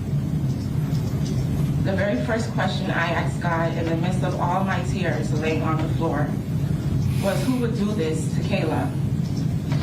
You see, Kayla was the type of person that you didn't get to meet twice in life. She had a spirit that shined so bright. Every single room she walked into would light up like Times Square on New Year's Eve. She was a people person, easy to have a conversation with a stranger and leave you with the feeling that you've known her all your life. She was caring, the type to give you the shirt off her back if you were in need. She was family oriented, the one to always make the time to spend with family, no matter what responsibility. Hey, man. Sad that family had to go through that bullshit. That shit was fucked up. But alright though. Now let's get the thing pushing. Alright, man. Let's tap in with a video from Antonio Reacts. He says AI is coming for black women. Let's see what we're talking about. Pops, right? My father. He sent me videos. So y'all, my pops, right? My father. He sent me videos all the time. Now, I'm gonna be honest. I don't be watching them most of the time. But whenever I get the chance, you know, some free time and I sit down and click on the video and actually watch it, 9 times out of 10, it is an AI video. Now, for context, he's what, 56 now? So, you know, he's older in age. And when I see it, I can clearly tell that the video is AI. But for most older people, they can't tell. AI isn't even at its full potential yet. And it looks amazing. And it's just so scary because what will AI look like in the next 10 to 20 years? Now, what I really have been noticing is a rise of specifically black content creating AIs. That sounds weird. So right here we have Naya Chocolate X, over 500,000 followers and only following 27 people. The bio says, your dream Ebony. Yeah, I have one. And Ebony. she's talking about, or it's talking about, a OnlyFans link. Now I'm only gonna show y'all a select few of the posts on this page because they are very, very provocative, and I ain't trying to get this video demonetized. So this is a normal post that this account made, and it looks real, right? But to me, I could tell it's AI, but like, I feel like an older person wouldn't be able to. Now the comments is what really get me, bro. Now this looks like a real account. He said, with a little hooray emoji, another white man, Bill Manning. Is he related to Peyton Manning? Hi, cutie. Like, y'all, do y'all not realize that this is an AI account, bruh? Your face is perfect, brother. Seek help. We have another one right here. And like, why the breasts is always move? Like, you can just tell that shit AI now. Come on. All right, boys, my eyes are up here. Are you still looking at my eyes? Who the fuck holding the camera? Hold on now, bro. Come on now, bro. Come on now, bro. You can just tell that shit AI now. Come on. All right, boys, my eyes are up here. Are you still looking at my eyes? All right. Y'all get the point of these videos. Very. Alright, man. Listen, this is the impromptu live stream. Every single topic ain't gonna be perfect. I'm just trying to see what's going on in the culture. We hanging out like it's a family. Family reactions, cousin reactions, and shit. If you guys got something you guys want me to see, send it. Thirst trappy-ish, you know what I'm saying? I'm pretty sure this dude's going to that link buying it, bro. Just pathetic. Now we got another page. mar.ai.ya. Over 47,000 followers and 700,000 likes. What? And this page pulls in. Come on, bro.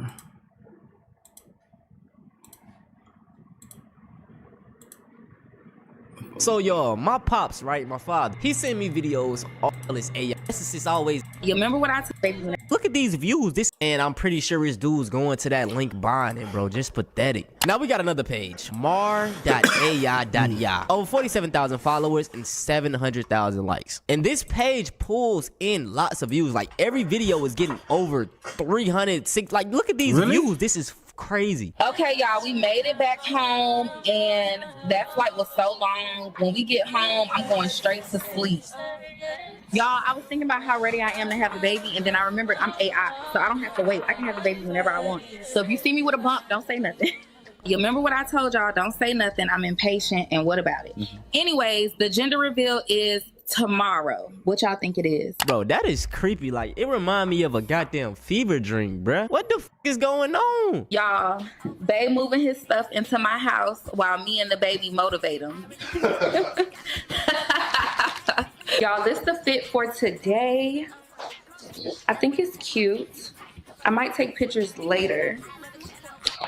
Y'all, I can't wait for my belly Why this to nigga get always bigger. driving with his shirt on? Maternity pictures Put his shirt on, nigga. We gonna get food now, though. Okay, y'all, we got Taco Bell. Now he got his shirt Now on. we're headed back home. We don't know if I should move in with him or if he should move in with me. I'm staying here.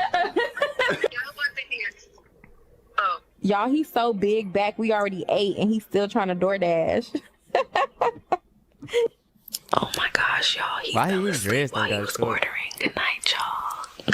Now, y'all may think this AI stuff is innocent, but no. AI, it requires a lot of resources, mainly water. And also, when it takes in this water or these other resources, the output of it is very, very toxic. And 9 times out of 10, those, like, the dumps are put into high poverty areas, low income areas, which is mainly black folks in America, okay? So it's very bad to support this AI stuff. This is AI. Here's how we know and why it matters. Hell nah, but alright. Bro, I seen you had some other shit going on. We're supposed to tap into this, but let's go ahead and get fully into it. You talking about this thing when your wife hates you, and we're gonna transition to some other shit. it's a beautiful thing. I feel like most relationships, the end goal should be, y'all getting married. Now, on the other hand, I do feel like marriage isn't everything. We see people getting divorced left and right. Every other day, someone's hopping online telling their story about how they hate their husband or they hate their wife. And the whole marriage thing isn't glitters and peaches. Now, today we're going to be discussing celebrity wives and how they love to embarrass their husbands. If we had a Mount Rushmore of these individuals, Jada Pinkett Smith would be number one. Would you say she has been instrumental in you and I redefining our relationship? I would say don't just start filming me without asking me. Shit. Hey, that was witty as hell. There, come help us again, please. And the fact that she posted it, like she had a chance to not post it, and she posted it. That blows me. Still dealing with foolishness. Why would she post that? No, because she don't just.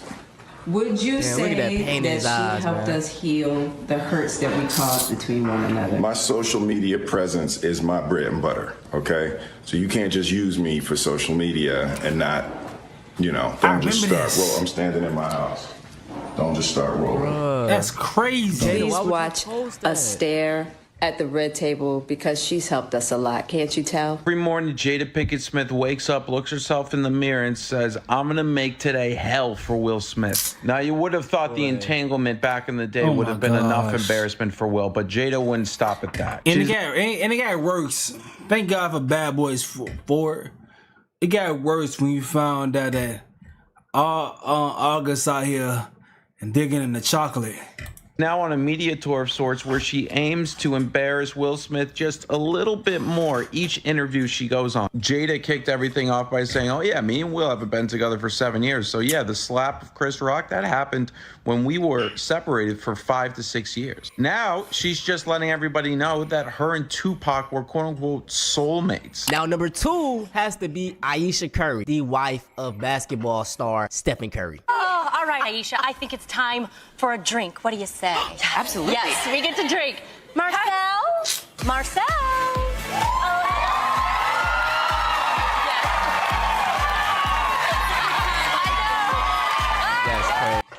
My bad, y'all. I don't know what's going on with my shit tonight. My shit ain't on point no more, man. So marriage, it's a beautiful. 207.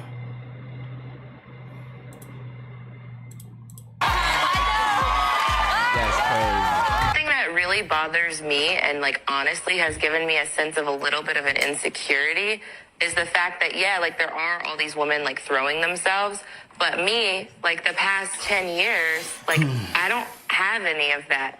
I have zero, this sounds weird, but male attention, and so then I begin to internalize. The only male attention you should be getting is from your husband. That's the point of marriage. Now, the third woman I'm going to put on this Mount Rushmore is the wife of a known comedian, Akash. Now, the first time I even heard of this guy was because of this Fresh and Fit podcast clip. What I find corny is my preference is not my women. Now, I thought it was I'm not dating my women, period, which is the corniest human being outside of a criminal to me, period. Those are your roots. Those women are reflected in your roots. So if you're saying, hey, I don't generally date them, but I have more space for it, even though I still think it's a little corny. Akash only dates brown. Akash has been with one girl in his life who is his wife. That's my wife. That's an Indian woman. So this is loyal through and through. Okay. And I understand it's not as important for y'all, but as an Indian, there's not a lot of us who are famous. So whether you like it or not, people are looking at you as a role model. You guys have established yourselves as role models. From Simps to Pimp. If you're looking up to Fresh and Fit as role models, seek help. G shit. Okay? Anybody but them. But they see these niggas as help, though. My bad. These niggas. I'm using myself as a circle. They see these motherfuckers as help. Good God.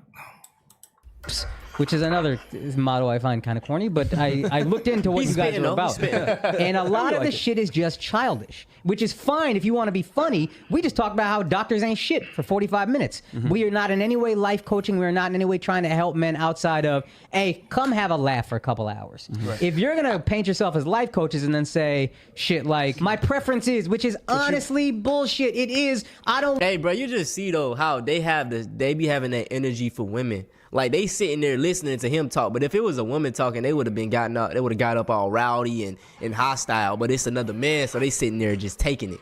I find that funny. Want to date black girls. That's the way every black dude that fucks white girls says it. I've dated black girls in my life. All right, bro. Who the fuck hasn't except me? You know what I mean? Everybody gonna dabble in everything. It is the mentality that I have an issue with, and Alex is upset with the specific words, true, but underneath it, he's upset with the mentality. And a lot of stuff you guys say in general, I think is stuff that's kind of childish. I saw a clip where you were like, oh, the nuclear family's falling apart. What do? I don't get married. Just don't get married. You actually trying to help, man, or you talking to fucking incels who are 18 years old? That's some shit you say to college. I'm gonna turn you from a simp to a pimp. All right, bro. Can we grow up? So he was spitting in that clip. And mind you, that took place in 2022, so 3 years ago. As you heard, he's only talked to one woman. She's Indian as well. And he was speaking, very highly of her. My wife also hadn't had any sexual partners, so that helped us connect a lot more. Now, let me ask you this. Do you believe her? If you've seen her, then it's hard to believe. What did that conversation go like? I don't remember how it came. I think she said it. Blacked out? She said it, and then I was like... When she said, I'm a virgin, you went, your heart exploded? Yeah, Well, we get happy. He's nothing compared to. Exactly, dude. I was a stallion compared to anybody else. I was that's great. so happy. Yeah, that's for sure. So relieved. So this clip is very interesting because I want to know who's lying. He stated that his wife was a virgin prior to meeting him and they both had no sexual partners. Well, a few weeks ago, his wife came out saying this. Sometimes I get so painfully nostalgic for college. So for context, I went to college from 2011 to 2016. I was popping my pussy and living my best life in these white boy frat houses, and I had a roster of guys that I would rotate through. Stop it. Get some help. Hey, she wasn't lying, by the way. You know what I'm saying? She got a thing for the white boys. And I'm not the one to talk about anybody's appearance, but these dudes are subpar as hell. And that's the thing about a lot of these non-white women, Indian, Asian, even some self-hated black women. The first white men they see, they throwing themselves up to them. You know what I'm saying? I don't know what it is. Don't blame the brown girls for going to white men. Blame yourself and your friends for being trash options. So do me a favor to... So she said she's popping her pussy. She's popping her pussy. All my brown girls who are starting college, you actually don't have to date the first guy that gives you attention. And believe me, I know I'm speaking from experience because I was super sheltered in high school, didn't really date, was a late bloomer. So when I got to high school, I was like, when I got to college, I was like, oh my God, it's like open season. And like all these guys are like starting to give me attention. That's the thing too, for real. Like what you will notice is like the girls in high school that was like their parents were super overprotective, when they get that little bit of freedom, my nigga, they turn into some of the biggest. They be going. And like everyone's being so social. And literally like the first guy I met on the first day I moved in, I ended up dating him on and off for a year. Was that Akash? Why? You don't have to settle for someone's crusty, dusty son. Like settle in, get your friend group going, see like where you kind of vibe, and then maybe like wait for the third guy or like the fifth guy that gives you attention. Bruh. And then like it's like she reminiscing on her whole days, bro. Like just go be a hoe again. Or go get a therapist. Why do they hop online and you know that your husband is this big person? Famous. Go get a private therapist. Shut and the talk fuck to them. up. Don't go put this shit online. Like stop. Why do they keep doing this? It's like y'all really want to embarrass y'all partners, dog. Maybe you can go for that. And what you do, don't and will not generate as much money that his shit generate. Why would you do this to him? Why would you become an issue for him? Why would you do this? Why would you do this? That's so fucked up. Like, especially brown girls who grow up really sheltered. It's just like so fun to be in this new environment, to be without your parents, to be like living in dorms and like co-ed situations. And I get the excitement, but don't settle. Like learn more about yourself before you kind of just like lock yourself down. I mean, that's true. That is true what she's saying, but I don't think you gotta be out here sleeping with everybody to do that. Like, you know what I'm saying? Like, you don't have to. Even with the males, bro, I'm very adamant on this, bro. If you a male, stop slinging, you know what I'm saying? Stop slinging your meat at every other female. And if you're a woman, stop slinging your pom-pom at every male. It's that simple. You know what I'm saying? It go both ways. It really do. Probably like won't last that long anyways, because it's usually just like puppy love and, you know, all that stuff. But I'm saying that with the best of intentions. It's going to be like so much fun. I feel like I had so many fun memories in college. So yeah. Hi, my name is Jasleen, and these are things that I do as a stay-at-home wife. Or sorry, I don't do. I don't cook, I don't clean, and I don't do my husband's laundry. I do cook sometimes if I feel like it, and I clean up sometimes, like if it's like a mess or things like that. I feel that I don't have to do things to justify or prove my worth that I'm allowed to do this. And here are some of the things that I do. I pick out movies. I mean, this shit ain't funny. You just hopping online, embarrassing your husband. You making him seem like the fucking lamest nigga of all time. You don't do anything. You don't work. You don't do nothing. You're a stay-at-home wife, but you don't even do stay-at-home wife things. I mean, I'm not saying that's what you should do as if you can't name your girl's top 3 dishes she cooked, she ain't shit. I mean, I'm black, also Haitian Bahamian. I'm black and also Haitian Bahamian. I can name my girl's top 3 dishes she cooked, and if I ask her to cook that shit this weekend, she gonna do it. She gonna do it. If she good, psyching out on, she vibing, she will cook it. She will cook it. My girl get mad. She at a store, and if I don't tell her what she wants me to if my girl Publix, Whole Foods, whatever, she gets mad when she asks me what you want, and I don't say shit. She gets mad at that shit. You niggas live totally different life. What Akash, not all y'all niggas. Some of y'all live totally different lives. Your girl don't like y'all. She don't like you. I feel sorry for you because she don't like you. Good luck. Get you a woman who likes you. First thing first, get you a woman who likes you. If she likes you, life will be much easier. Stay at home wife. But if you're not working, I mean, at least make it easier for your husband who's the breadwinner. You don't got no kids. All right, I pick up fun movies.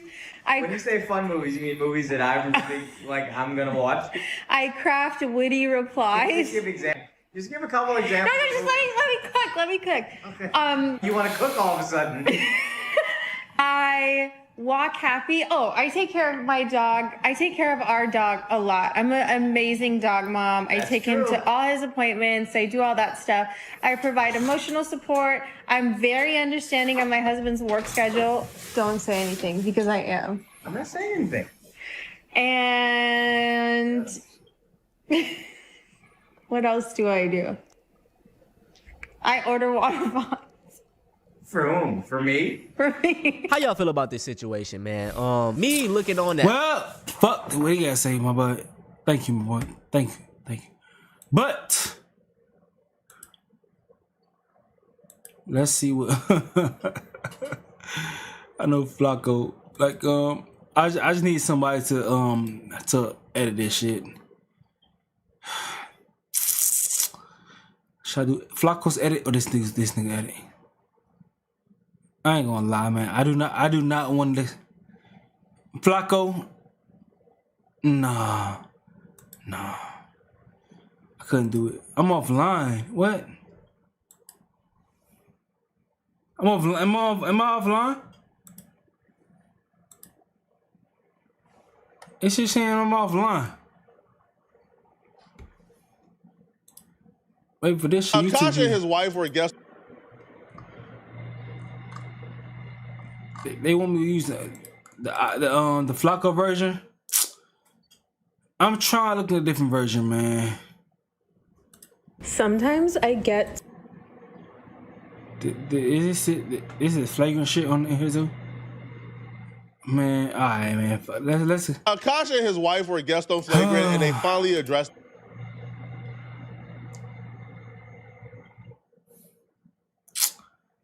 Cause Flacco be on some fuck shit, dog. I fuck with Flacco, but he be on some fuck shit sometimes.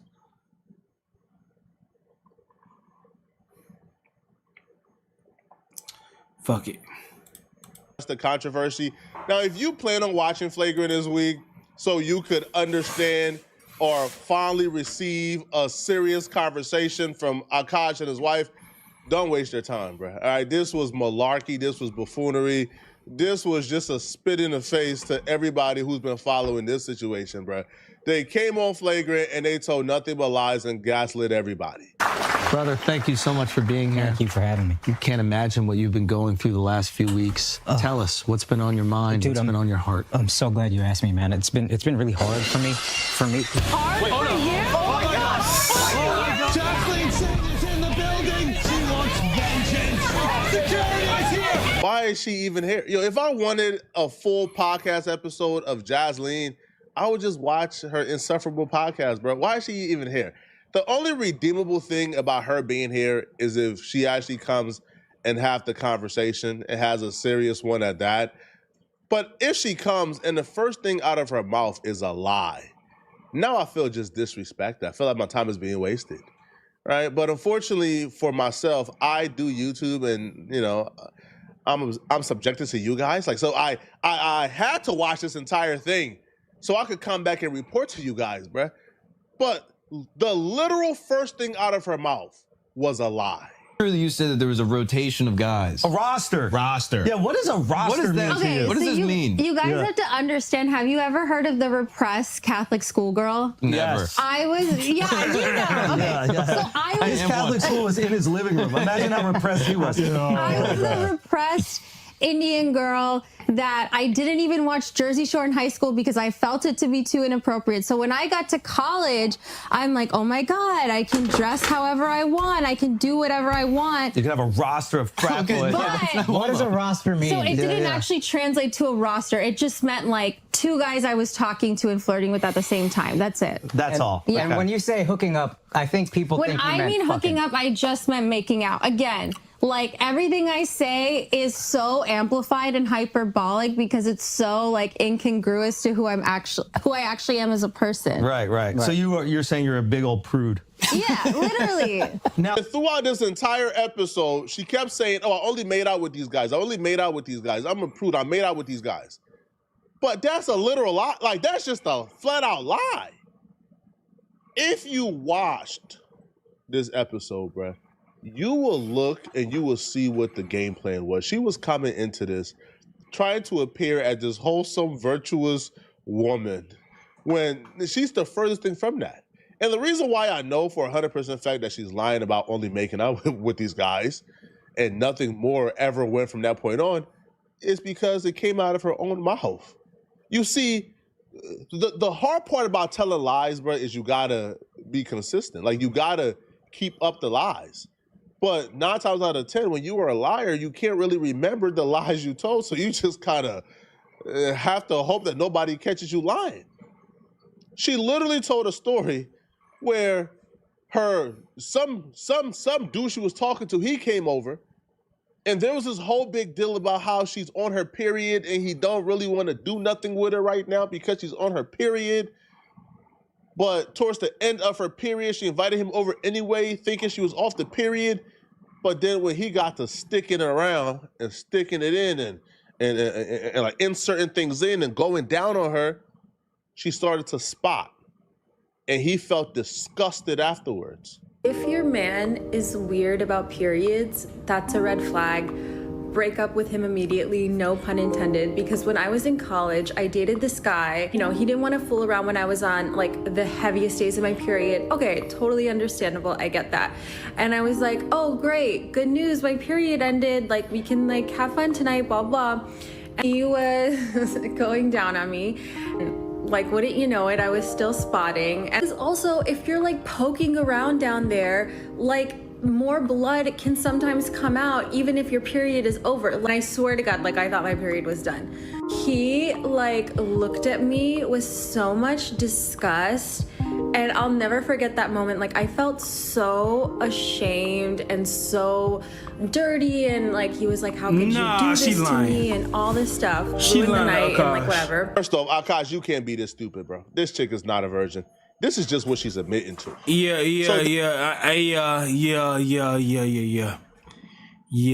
She not a virgin. No.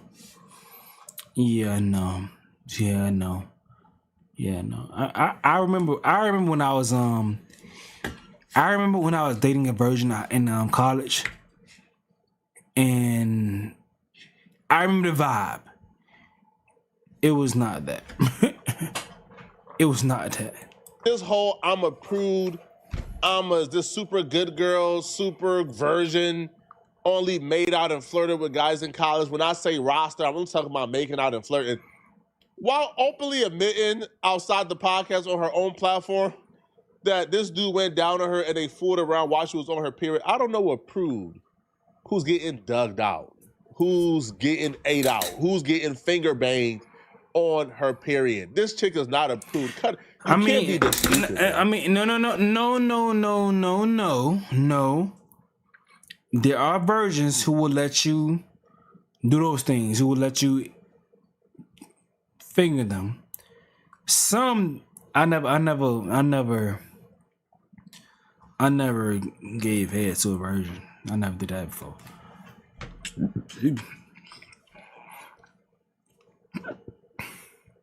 Never did that before. That's different. I never gave head. Yeah. No. My bad. Man, I had the fucking hiccups there. Yeah, no bad. Nah. Never happened. And I don't even know like what's going through your mind that still makes you believe this shit. This is what she's only admitting to.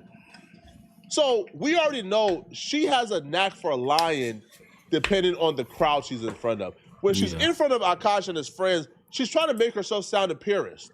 Talk about kissing and making out, blah, blah, blah. Cut it out, man. And we already know by her own admission, he was poking around in there, finger banging her, eating her out, all type of, while she was on her period. That mean that hymen is gone, bro. That hymen is broke. When he poking around, that hymen is broke, bro. Nah, he popping her. The hymen is gone.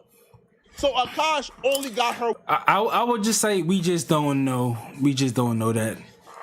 But it doesn't sound like she's a virgin. Word that she's a virgin. And when we know she's willing to lie depending on the crowd she's in front of, how can you now be for sure she's a virgin? You can't, bro. Cut it out, man. Now, I feel like the funniest part about this, too, though, was when she was addressing the orgy part.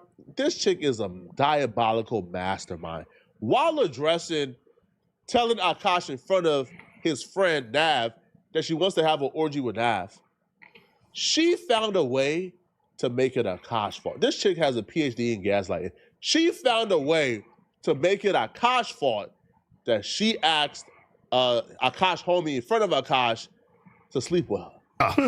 The orgy thing was, that shit was crazy. I even watched it and I was like, so break us down. I need an explanation. Has the orgy happened? For you and your partner and your life looks like, again, it's going to throw you into a spiral, so don't do that. Yeah. From Priya. Would y'all ever have an orgy together with your husband? Priya, I've actively tried. The first word out of her homie's mouth was, she tried. She tried to have, she's been trying. She tried. This was a conversation they've never had on a podcast before. So she was trying to have this off camera, behind the scenes. Take that into consideration when you hear her excuse. Trying to have an orgy because I can't do that, bro. A celebrity boxing match with Flacco. I can't do that. You don't know how I look in real life, dog. You don't know how I look in real life, bro. I can't do that, bro. That's not cool. I can't do that, bro. If you see me in real life, you would know, like, no, hell, fuck no. this couple is so good looking, and you haven't seen Nav yet, but wait till you see him. His body goes crazy. His face card always slays, never declines. And it's kind of weird because I'm talking about your husband. No, I kind of love it, but I'm like, us four? Okay, maybe. I just know that Nav's dick is like at least 10 inches. You would only be down What the fuck? for an orgy. Or it's thick. It's thick. That are so funny is What the fuck? Hey, yo.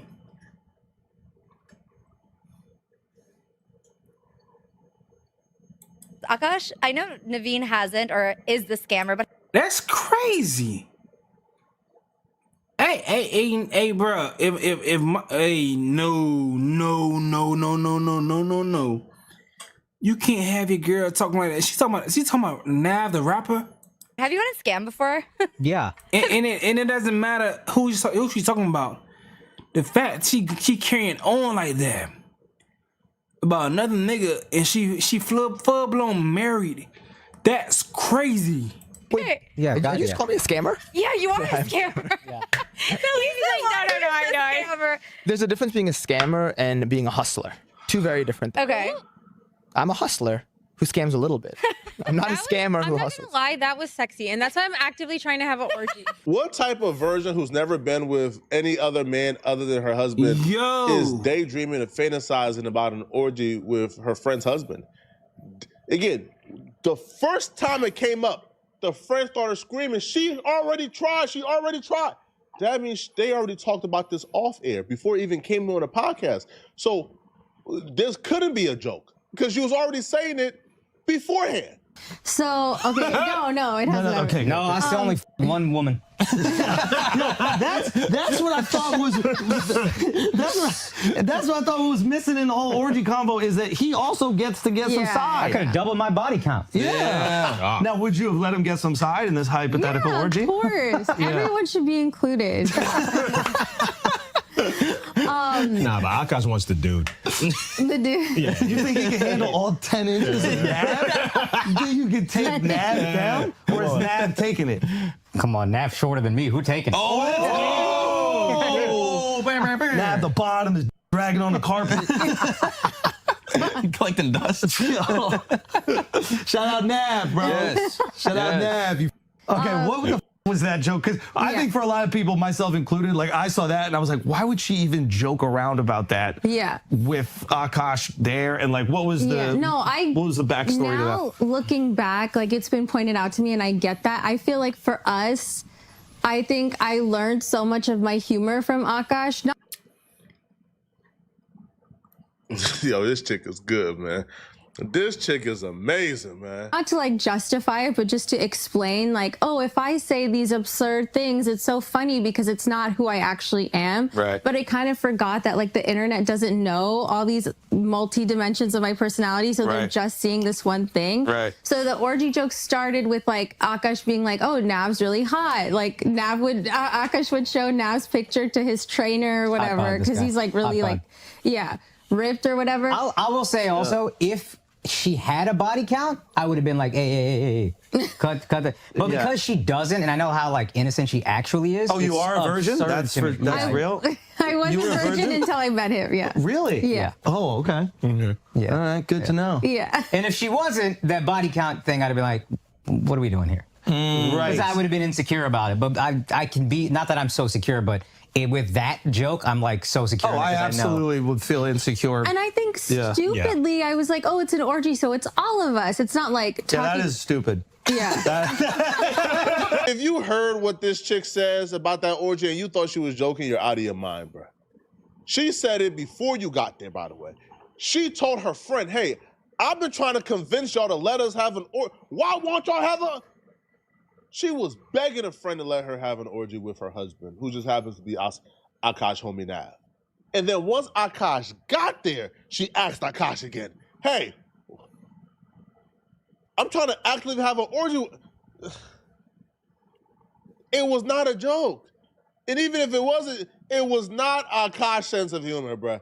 I like to think that Akash isn't going around, right, making orgy jokes with random women. If he was, he would be like a creep. And if he were doing it the opposite way, right, making orgy jokes with men, he would be a weirdo, all right? Now, she would say that Akash did make a mistake that a lot of men usually do. Akash kept on talking about how hot Nav was. Apparently, according to her, Akash showed a dude picture to his trainer and said, I want to look like this. Yo, when you idolize a man that much in your home, and this is how I know it was not a joke on her behalf. Crazy. When you idolize a man that much in your home, that's crazy. Your wife starts to look at that man. When you idolize a man that much to where you talk about how hot he is, telling your trainer you want to look like him, you want to mimic him, your wife starts looking at that man as who she wants. Because if her husband is idolizing that man, why wouldn't she idolize him? Which is why, a lot of you sports weirdos, right? Y'all got LeBron James jerseys, y'all got LeBron James posters hung up in your wall on your... Bruh, man, listen, bro, you got a wife and you got LeBron James hanging up all up in your crib. Bruh, she wants to F LeBron now because you want to F him. Now, she addressed why she don't kiss her husbands, why she hasn't kissed her husband at the wedding, why she didn't kiss her husband at the proposal, why she don't kiss her husband at all in public, and why she... Nice. Okay. Well, she addresses that as well. And here's what she had to say. Okay, the other thing that we saw these videos of was the ducking the kisses. That was, those are, listen. These ones piss me off. Look good, Mr. Armstrong.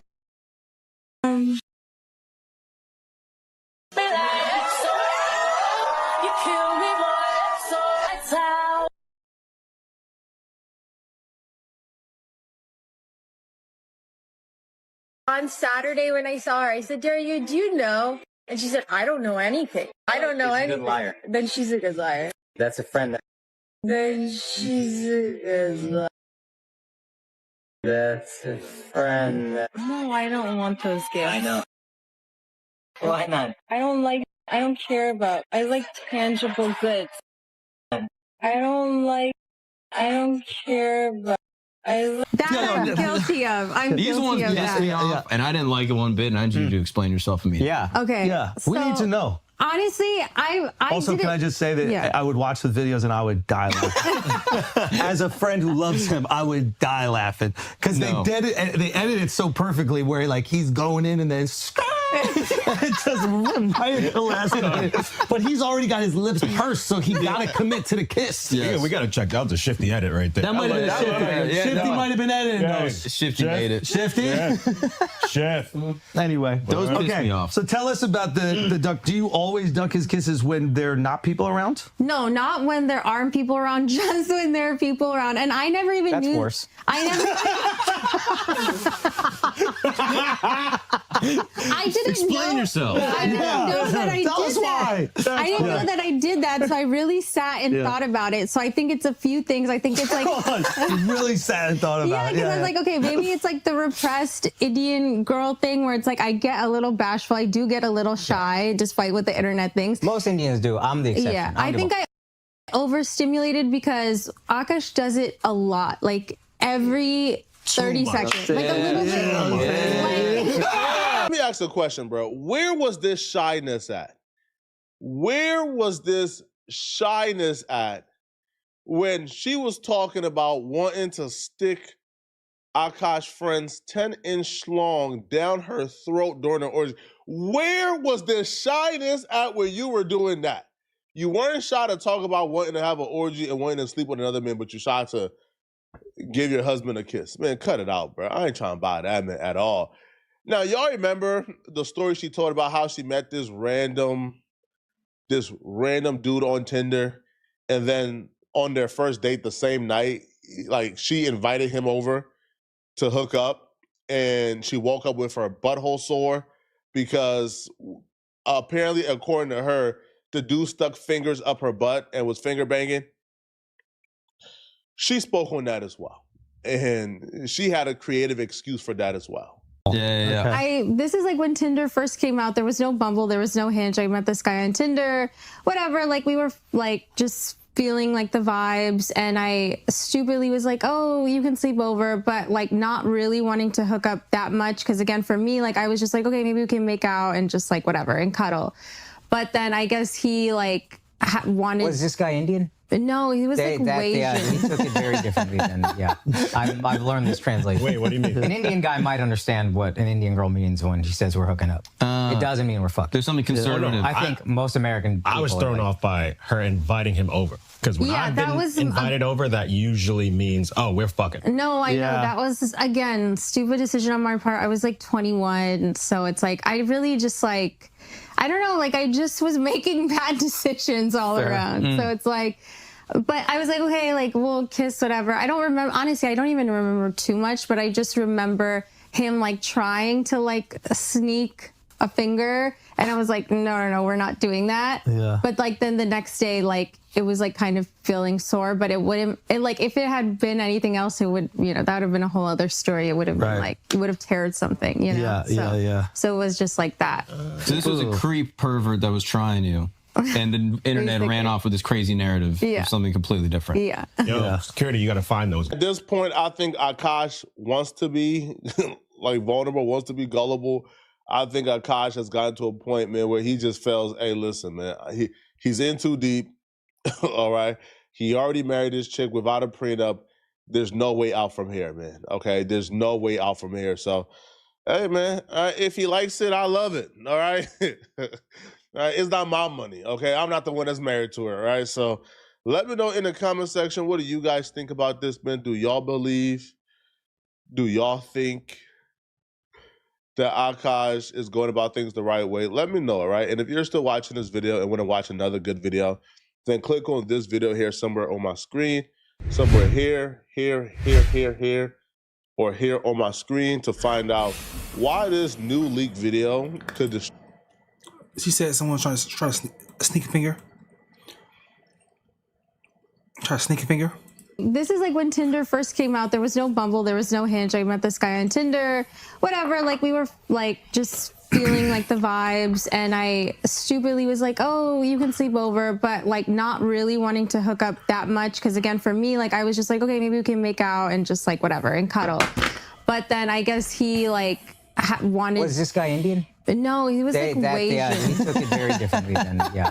I've learned this translation. Wait, what do you mean? An Indian guy might understand what an Indian girl means when she says we're hooking up. It doesn't mean we're fucking. There's something conservative. I think most American people I was thrown off by her inviting him over. Because when Yeah, I've that been was- invited over, that usually means, oh, we're fucking. No, I know. That was, again, stupid decision on my part. I was like 21. So it's like, I really just like, I don't know, like I just was making bad decisions all around. So it's like, but I was like, okay, like we'll kiss, whatever. I don't remember, honestly, I don't even remember too much, but I just remember him like trying to like sneak a finger. And I was like, no, we're not doing that. Yeah. But like then the next day, like it was like kind of feeling sore, but it wouldn't, like if it had been anything else, it would, that would have been a whole other story. It would have been like, it would have teared something, Yeah. So it was just like that. So this was a creep pervert that was trying you. And the internet ran off with this crazy narrative of something completely different. Yeah. Yo, security, you got to find those. At this point, I think Akash wants to be like vulnerable. She caused narrative, but I ain't gonna lie, man. Certain people that are trying to shame Akash, I think they'll be in much worse situations, so I would never take their opinion seriously. So certain people, I would just like, you may never ever be in something close to this situation as far as having access to some certain women. So shit happens, man. Women get lied to as far as a man's past. Men finesse women. Vice versa. Men get finessed by women, what they passed, what they did. Shit happens, man. Shit happens. Do I think she lying? It's a possibility. It's a possibility. Certain things she said leads me to believe that she may be much more comfortable with sexuality than others. Although I will admit that virgins are freaky. Virgins are freaky, all right? So that's the thing. That is a thing too. Virgins are very freaky. Especially in older age. They use different things to I don't know how to describe it, but the one time that I dated a girl that was a virgin when I was in college, she would be much more aggressive when it came to sexual topics. Much more aggressive. So that's all I'm gonna say about that. All right, but the next topic is this right here. It's gonna be a long one. All right, Trap Lord Ross. This motherfucker is getting a lot of backlash because he has done another documentary talking about NBA YoungBoy's 19 murders. So he's going back and forth with people. And he also going to check out the documentary, at least some of it. Huh? At least some of it. I'm actually hot under the collar over this one, to be honest with you guys, okay? Because I do feel like I'm getting all sorts of comments, people talking about, you're the feds, you're the cops, take this shit down, take it down, don't do this. But it's like, you want to have it both ways. I told you in the last video that I did about this on this channel, everybody was up in arms. When King Von said to YoungBoy, you got cap in your raps, a lot of people said, nah, YoungBoy the realist, bro, he ain't capping in those raps. Them raps about having all those bodies. 12 bodies and 1 child dead, stop the violence, what I fucking said. Go and tell him that I'm lying, I got 19 bodies. He said it. He'd been saying for years, for 3 years now, scratch that. For 3 years, he's been saying he's got 12 bodies. For 1 year, he's been saying he's got 19 bodies. He'd been saying he got 7 bodies for 5 years straight. He was going neck and neck for bodies with King Von. I don't need to show you all the lyrics once again, but look, YoungBoy has said a bunch of times that he's got bodies. How am I so in the wrong? This is one of the most famous and relevant rappers in the entire game, in the entire world right now, jumping on songs talking about he's got 19 bodies. I feel like I'm well within my rights as a fan, as a hip-hopologist, as a historian of the game, of drill music, because that's what I do. Journalist in drill music to discover and decipher what these lyrics are all about, all right? I'm a onemangenius.com. He told me he had 19 bodies. I said, let me look into it. And I found 19 bodies, okay? It is what it is, but I'm going to confront some of this criticism head on. Comment on this video, all right, that warmed my heart. And I pinned it. I pinned this comment before I even dropped the documentary because I knew I was going to spin on you fools. YoungBoy, I have 19 bodies. Ross, I believe him. The comments, damn, Ross is the feds. This comment sums it up perfectly. I'm actually hot under the collar over this one, to be honest with you guys, okay? Because I do feel like I'm getting all sorts of comments, people talking about, you're the feds, you're the cops, take this shit down, take it down, don't do this. But it's like, you want to have it both ways. I told you in the last video that I did about this on this channel. All right, man. All I would say, man, hey, y'all gotta stop feeding niggas like this your stories.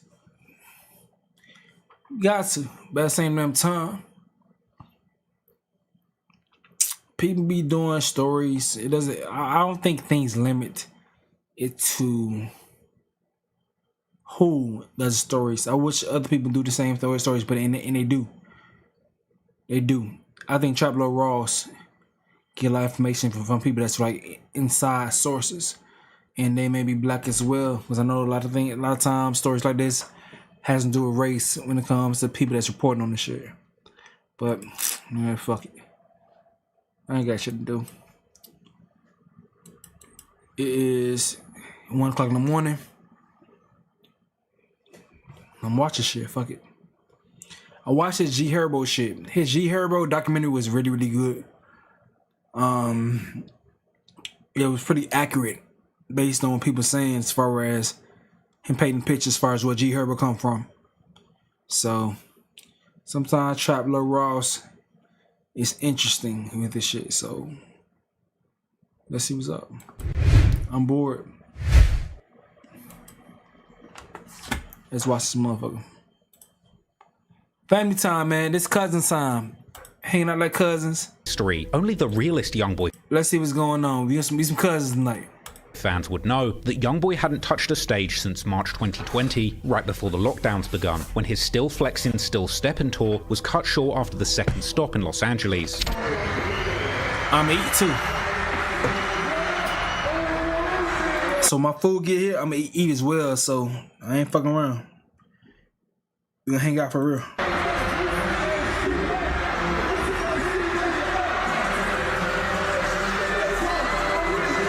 Unfortunately, by the end of 2020, when the rest of the world was being let out, YoungBoy was being put on a different kind of lockdown. He spent the last 5 years in and out of prison and on house arrest, unable to perform, but also making him impossible to kill. But despite all the rumors, he's never actually been charged with murder. He famously caught double attempted murder charges in 2016, attempting to avenge his murdered cousin Boozilla. In his most recent stretch, he spent just under a year behind bars after pleading guilty to numerous charges, including federal gun charges stemming from a heavily armed music video gone wrong, as well as state charges for a devious plot that saw YoungBoy and his friends impersonating doctors in an effort to get their hands on unlimited prescription pills and drank in the state of Utah. These efforts at putting together a drill rapper starter pack robbed YoungBoy of 5 years of his freedom, but between jail stints, he was on house arrest, forced to do nothing but fight his depression, pop pills, and make some of the most groundbreaking gangster rap that had ever been made. YoungBoy was prolific with his releases while on house arrest and in jail, releasing 7 albums and 7 mixtapes, all of this while battling for his freedom, meaning that even behind bars, within just a few years, YoungBoy's work rate had surpassed many of the biggest artists in the world, entire careers. But this year, in 2025, he walked free from the federal FCI Talladega prison, getting an early release in March, with one of his conditions being a whopping 60 months of strict probation. And despite his official rap sheet of serious crimes and unofficial title of the Murder Man of Baton Rouge, in May 2025, he inexplicably received a presidential pardon from the Slimander-in-Chief himself, Donald Trump. Apparently, this was the direct result of lobbying carried out by political heavyweight DJ Academics, who was the one who asked Trump's son to pardon YoungBoy during a campaign stream. A lot of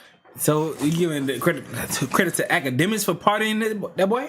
People are asking. There's a guy who's a beloved. You know, he's just a misunderstood guy actually. His name is NBA YoungBoy. If Trump gets back in office and this guy's locked up, we gotta throw him to the top of the party. Come on. This presidential pardon cleared the path for YoungBoy to have a fresh start, not just getting back his freedom, but freeing him from any probation or restrictions that would have prevented him from flying around America or the world on tour. And he would return almost 5 years on from his cancelled 2020 tour in 2025, embarking on his Make America Slime Again tour in honor of Donald Trump. His shows would go from theaters that at their largest held a few thousand people to selling out almost 20,000 person venues like the Crypto Arena, and reportedly making anywhere from $800,000 to close to $2 million per show, and releasing 2 more full-length albums before the tour even ended, and cementing his place as perhaps the most successful street rapper of all time, with an estimated 31 million albums sold, over 48 billion streams, and a whopping 41 full-length projects in his catalog at the time of recording. But behind Bruh, what the fuck? And then the outfit, you can't say he's the most successful street rapper of all time because of those numbers, especially with it being rap. But then I did not expect it to pause on this fucking outfit. Hey, Trapler Ross, somebody gonna beat your ass one day. the success, there's a dark secret. YoungBoy was rumored to have been able to make as much as $100 million per year from his insanely successful gangster rap career, numbers that frankly many people would kill for, or perhaps in this case, kill to protect. Like many gangster rappers in this generation, YoungBoy has been accused of having people murdered. In this case, over a dozen people have allegedly been murdered in order to protect his 9-figure gangster rap empire. Actually, it's less that he's been accused of organizing over a dozen murders, and more like he's actually confessed to organizing over a dozen murders, with numerous lyrics over the years seeing YoungBoy rapping about murder and references to a body count that seemed to grow year by year, from at least one alleged body in the mid-2010s when he first started rapping only age 16, to seemingly confessing to having 3 bodies and subtracting 2 attempts or losses around 2019, to shockingly claiming at least 3 times to have a total of 7 bodies by 2020. His kill count would appear to rise to 12 plus a child by 2022. By March 2024, he was claiming to be responsible for 15 murders, and apparently he would reach a grand total of 19 bodies by June 2024.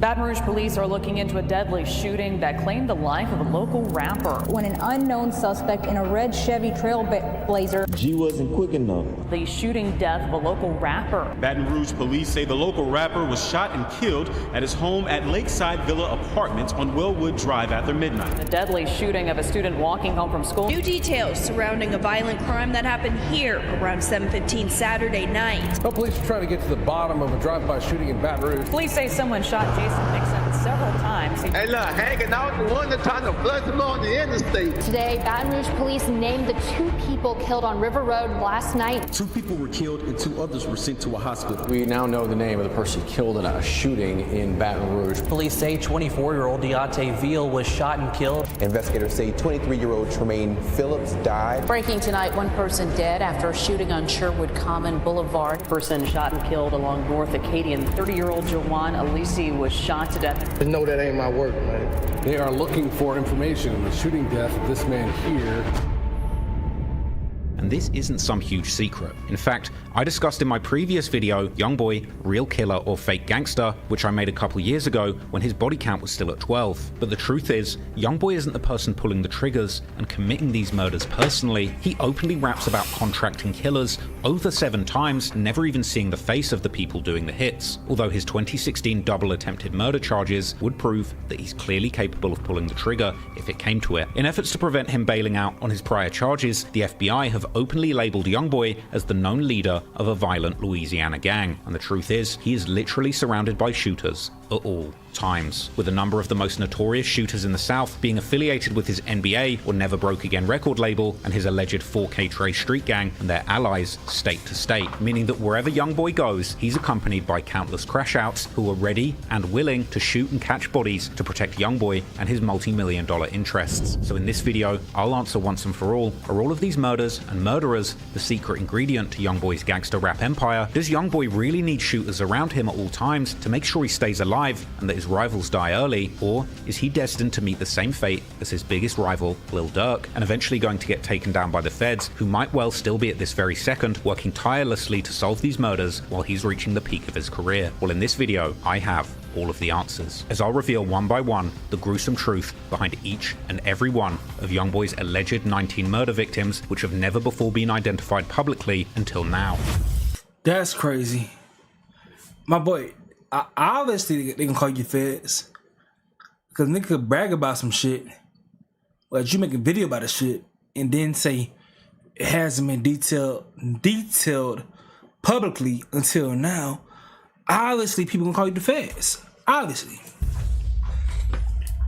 But before we go any further, I just want to warn you, this video contains themes of death, murder, and violence. If you're uncomfortable with any of these tragic themes, you might want to choose another video. I'm going to break down each one of the suspected 19 murders that YoungBoy claims that he organized, the tragic story behind it, and also the social media rumors regarding exactly which NBA members people think pulled the trigger. Much of the information in this video is based on public rumors, and I can't 100% vouch for the authenticity of the theories that have been circulated online by third parties. This video has been created for documentary and journalistic purposes to raise awareness about a story in the public interest regarding a well-known public figure. All clips included in this video are included under the doctrine of fair use for analysis, critique, and news reporting, and I've ensured that this video has been heavily censored in order to comply with YouTube's community and advertiser guidelines. But if you want an uncut and extended version of this video, you can go to patreon.com/traplawross, where I upload all of my full-length documentaries completely uncut. But if you're okay with all of that, then just keep watching and get ready to hear the single most insane story in gangster rap that you will ever hear.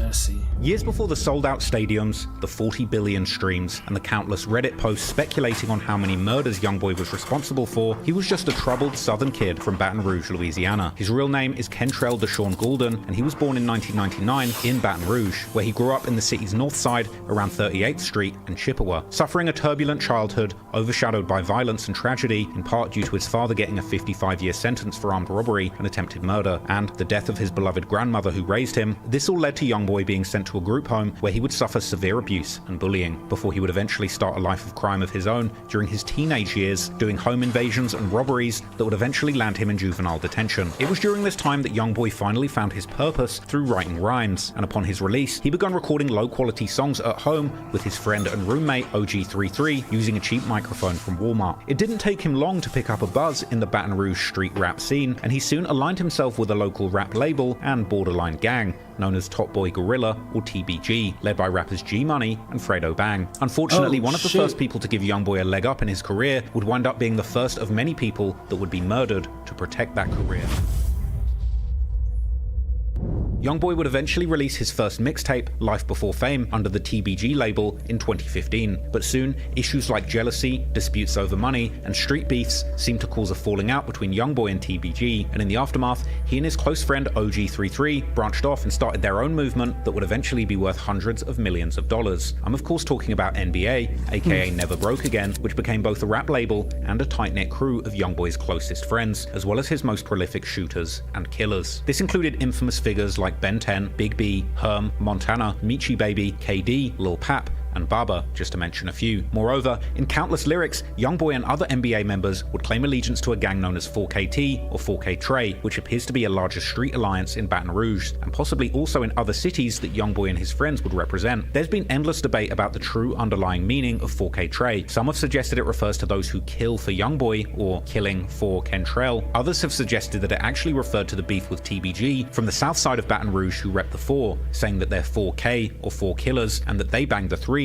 or the Trey, while others have suggested that it refers to forever killing the Ops. But whatever the true meaning, the broader national alliance of this gang appears to be within the Bloods, more specifically the notorious East Coast originated Blood faction known as Money Murder, or SMM, who are known for sometimes representing themselves with the bright green color instead of the traditional red, while also making use of other symbolism based on this color theme, like calling each other slime. But before NBA or 4K Trey would allegedly commit their first murder, they would suffer a tragic loss of their own, which led to one of the only incidents where YoungBoy himself had been confirmed to have personally been involved in a shooting. These events began unfolding when YoungBoy's cousin Boozilla, affiliated with a crew known as BBG, or Bottom Boy Gorillas, was gunned down in November 2016. BBG was a direct rival to TBG, the label and gang that YoungBoy declined to sign to, who had since turned from YoungBoy's acquaintances to his main rivals. In the aftermath of Boozilla's murder, YoungBoy would wind up catching a double attempted murder charge for a shooting incident where he and other known NBA members tried to avenge Boozilla's death. The following year, in 2017, YoungBoy would plead guilty to aggravated assault and ended up getting a suspended sentence in this case. Effectively, the judge had been very merciful and granted him a second chance at life in his career with strict conditions. Soon after his release, he would hit the big leagues with his music, dropping the coveted AI YoungBoy mixtape, charting on Billboard, and signing a $2 million deal with Atlantic Records. But while YoungBoy's career was reaching new heights, his feud with TBG would intensify, and his former friend G Money would soon become his biggest rival. G Money would begin dissing YoungBoy with dedicated tracks like WNBA Smoke, where he appears to threaten to send his shooters at YoungBoy and the NBA crew, rapping that if you take it there with him, you're not going to make it back. YoungBoy would fire back in songs such as Ride On 'Em, with chilling lyrics claiming that the only way the beef would end was with G Money getting shot, and even hinting that he'd put a bag on his head. Now, before we go any further, I just want to make one thing clear. You can hate on YoungBoy all you want, and you can call me the feds,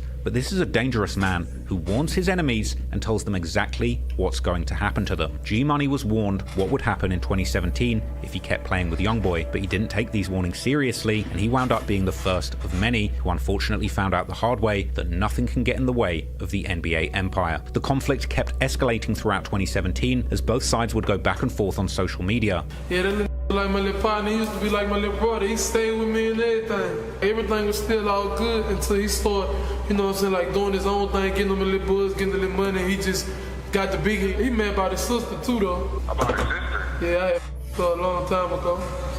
Damn. You don't like me or something? I'm about beefing. What it is? I don't like you. I'm gonna keep on it. I don't like you. Talking about you don't like this and that.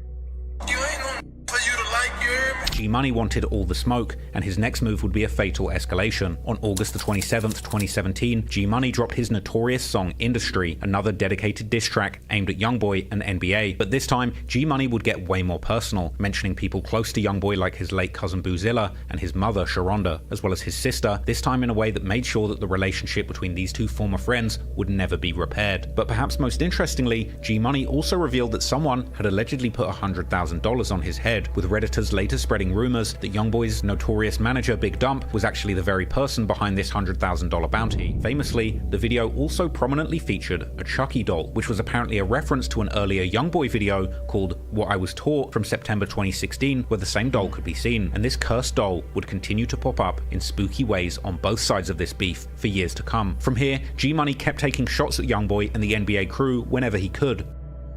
You, when you do this and do that and do that, you ain't sticking with a so you. I ain't tripping on no this and no none of that, you heard me?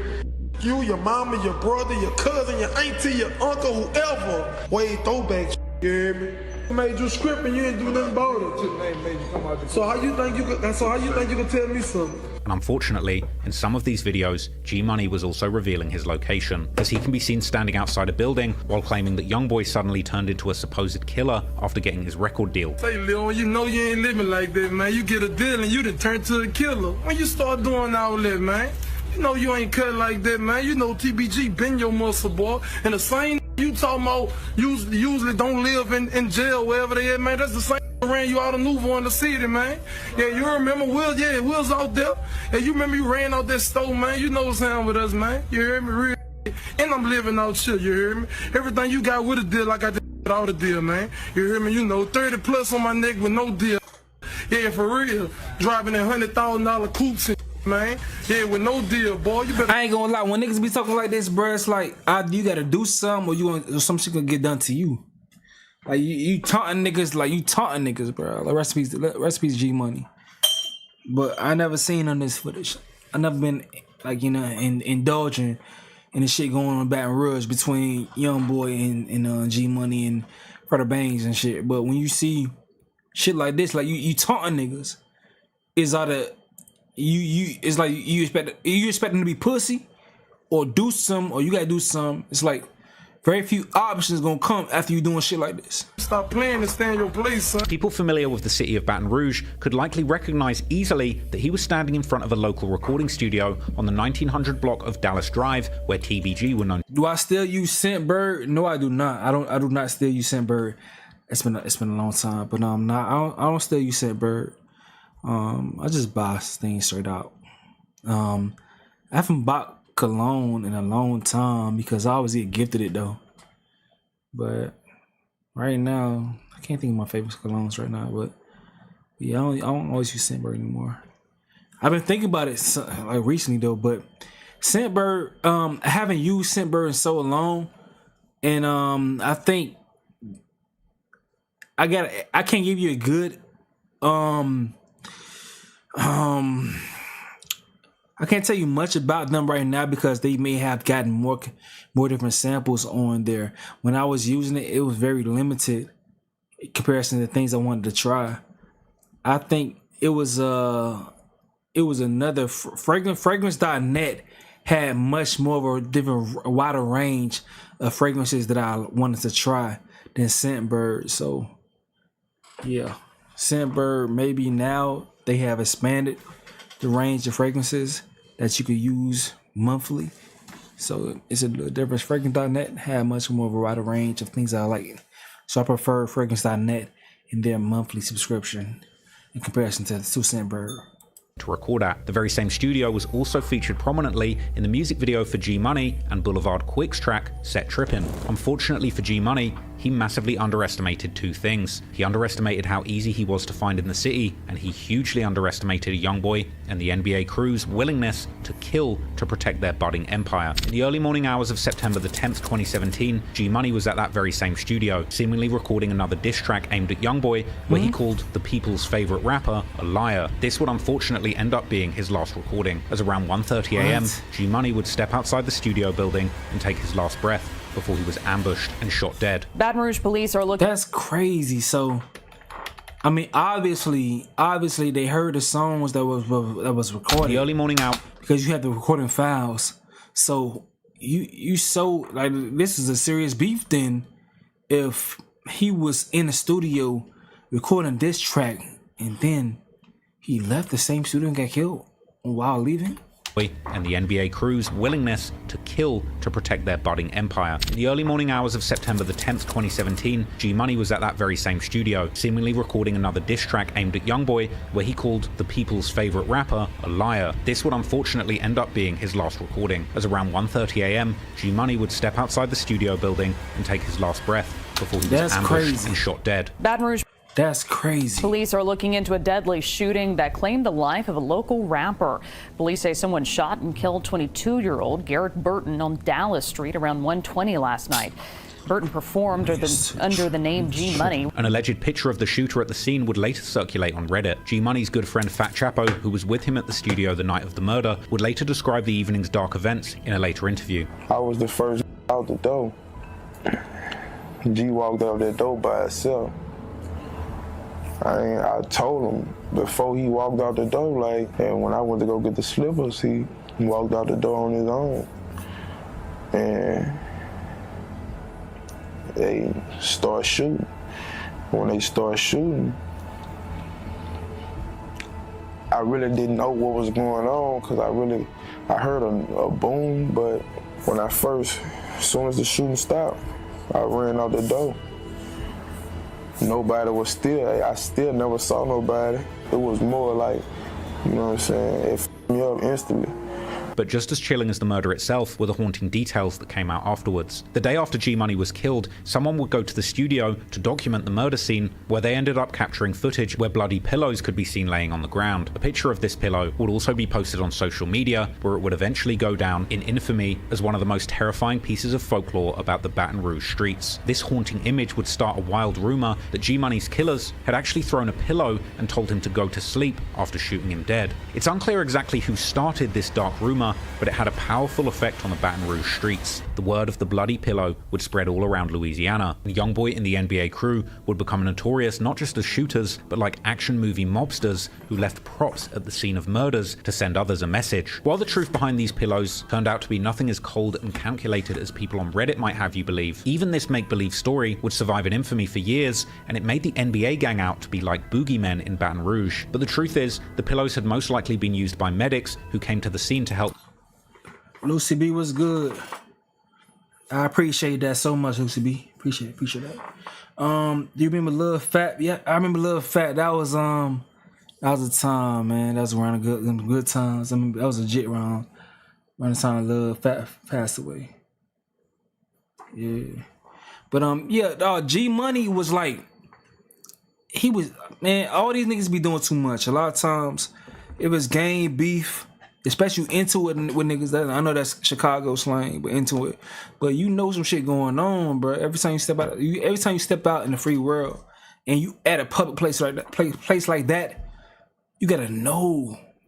It sounds crazy, but they say every time when someone's time comes, they don't act like themselves, especially when they move militant in a certain way. I don't know about G-Money. It's like, damn, he left himself like vulnerable, like super vulnerable. G-Money after the shooting, but it seems that YoungBoy and his team would take full advantage of this online folklore, and YoungBoy would later rap several lyrics where he referenced pillows in relation to murders, like in the 2020 song Step On, where he rapped that he would lay his ops' beds and throw them a pillow, and in the 2023 song Let's Do It, where he described his gang creeping up and laying their ops' head on a pillow when they kill them. In the music video for this song, YoungBoy even gets down and lays his head onto an actual pillow. The bloody pillow was a terrifying symbol of how far NBA members would take it if you got in their way, and as time went on, from this first murder, YoungBoy would continue to reference G-Money, leaving cryptic warnings for anyone else who might gamble with their lives playing with the NBA. A new song titled Poor One would release about a month after G-Money's murder and appeared to be explicitly dedicated to him, with YoungBoy starting his first verse, recalling a time when their bond felt more like a brotherhood before G-Money shattered YoungBoy's trust by sleeping with his sister and bragging about it online. This was the first time one of NBA's rivals suffered deadly consequences in the streets after playing with YoungBoy, and he was not shy about reminiscing and talking openly about the person who had lost their life. Yet damn, you couldn't nigga just, y'all had beef because he fucked his sister? I mean, I got a sister, and I'm very, very protective over her. But at the same damn time, would I kill a nigga just for having sex with my sister? I mean, that's crazy. That's crazy. I can't. That's crazy. Despite this being an open secret in the Baton Rouge streets, the authorities to this very day have struggled to truly get to the bottom of this case. It would take close to 2 years before they finally named any suspects in. Major Momo was good, homie. Beyond crazy. No one outside Joe watched the Diddy documentary. Crazy.